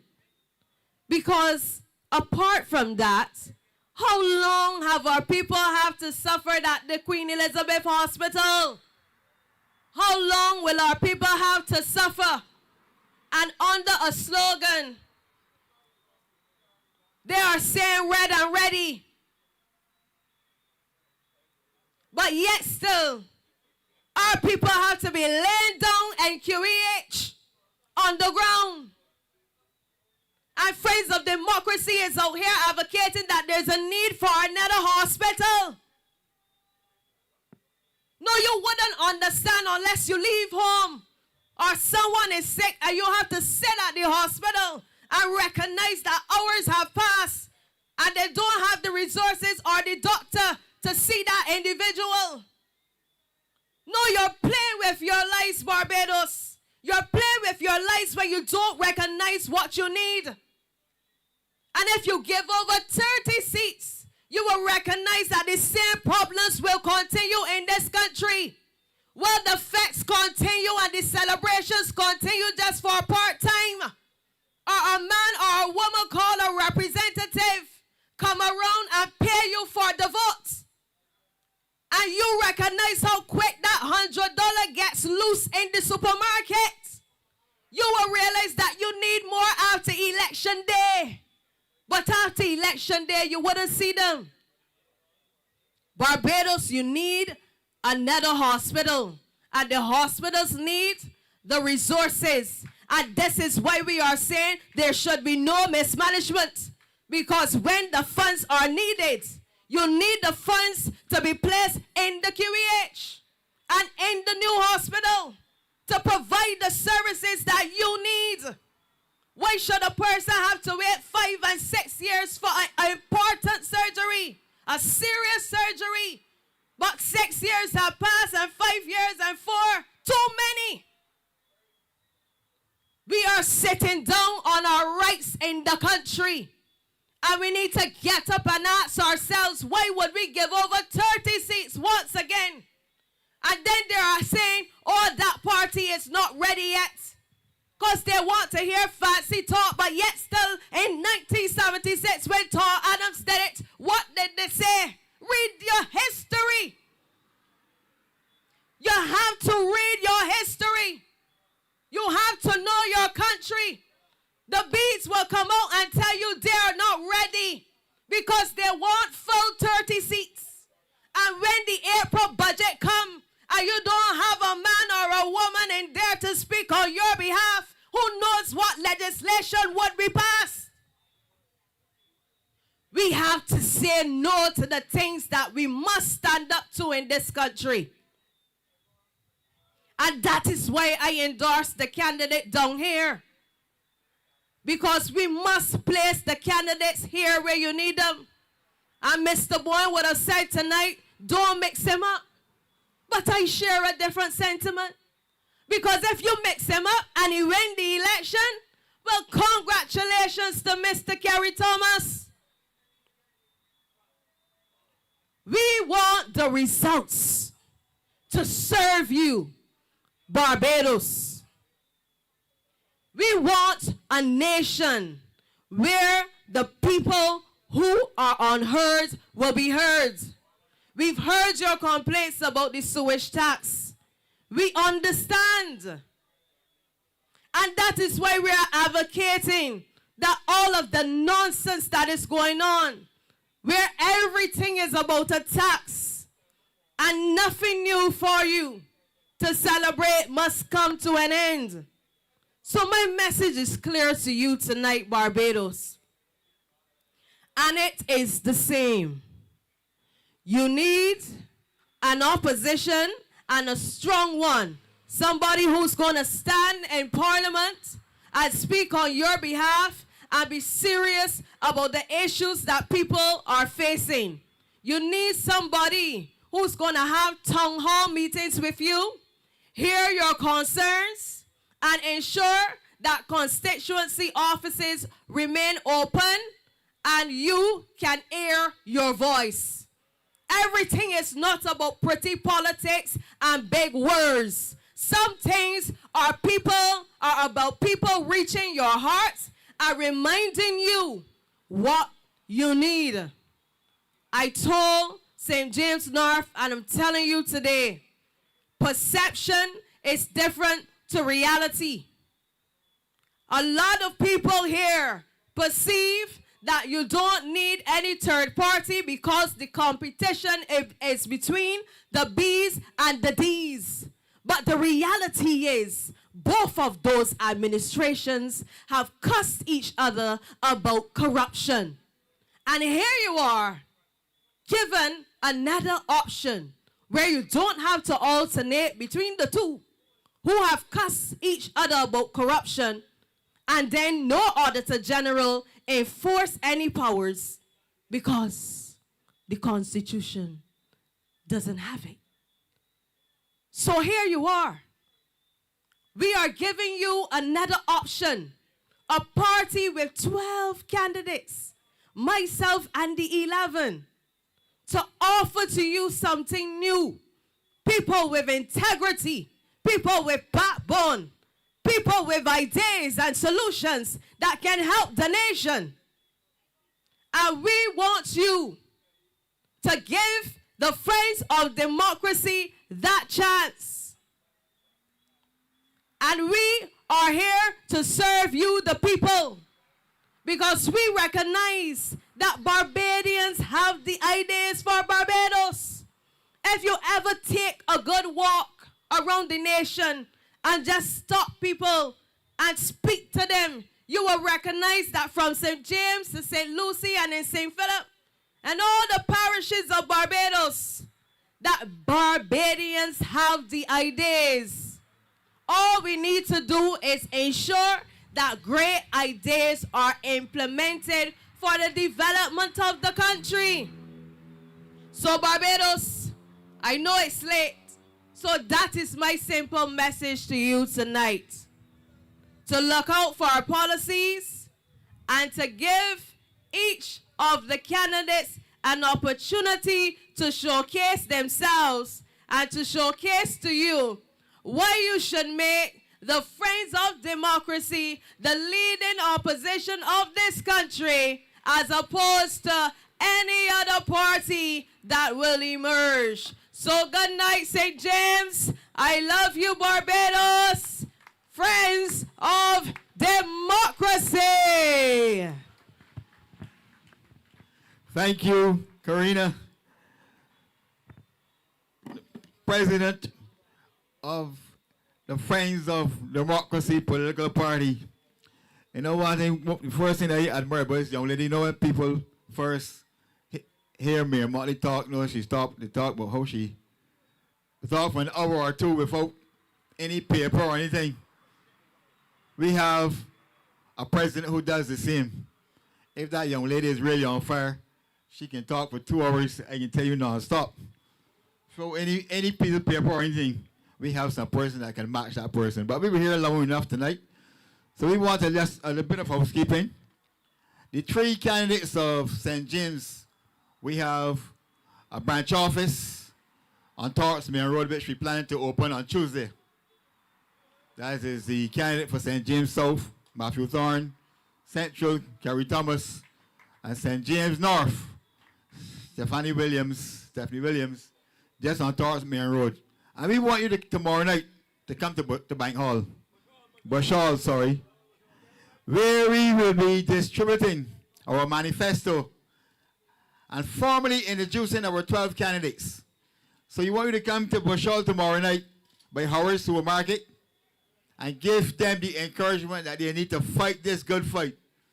Getting involved in politics at this time in Barbados is not the easiest thing. I tell you, it's a challenge.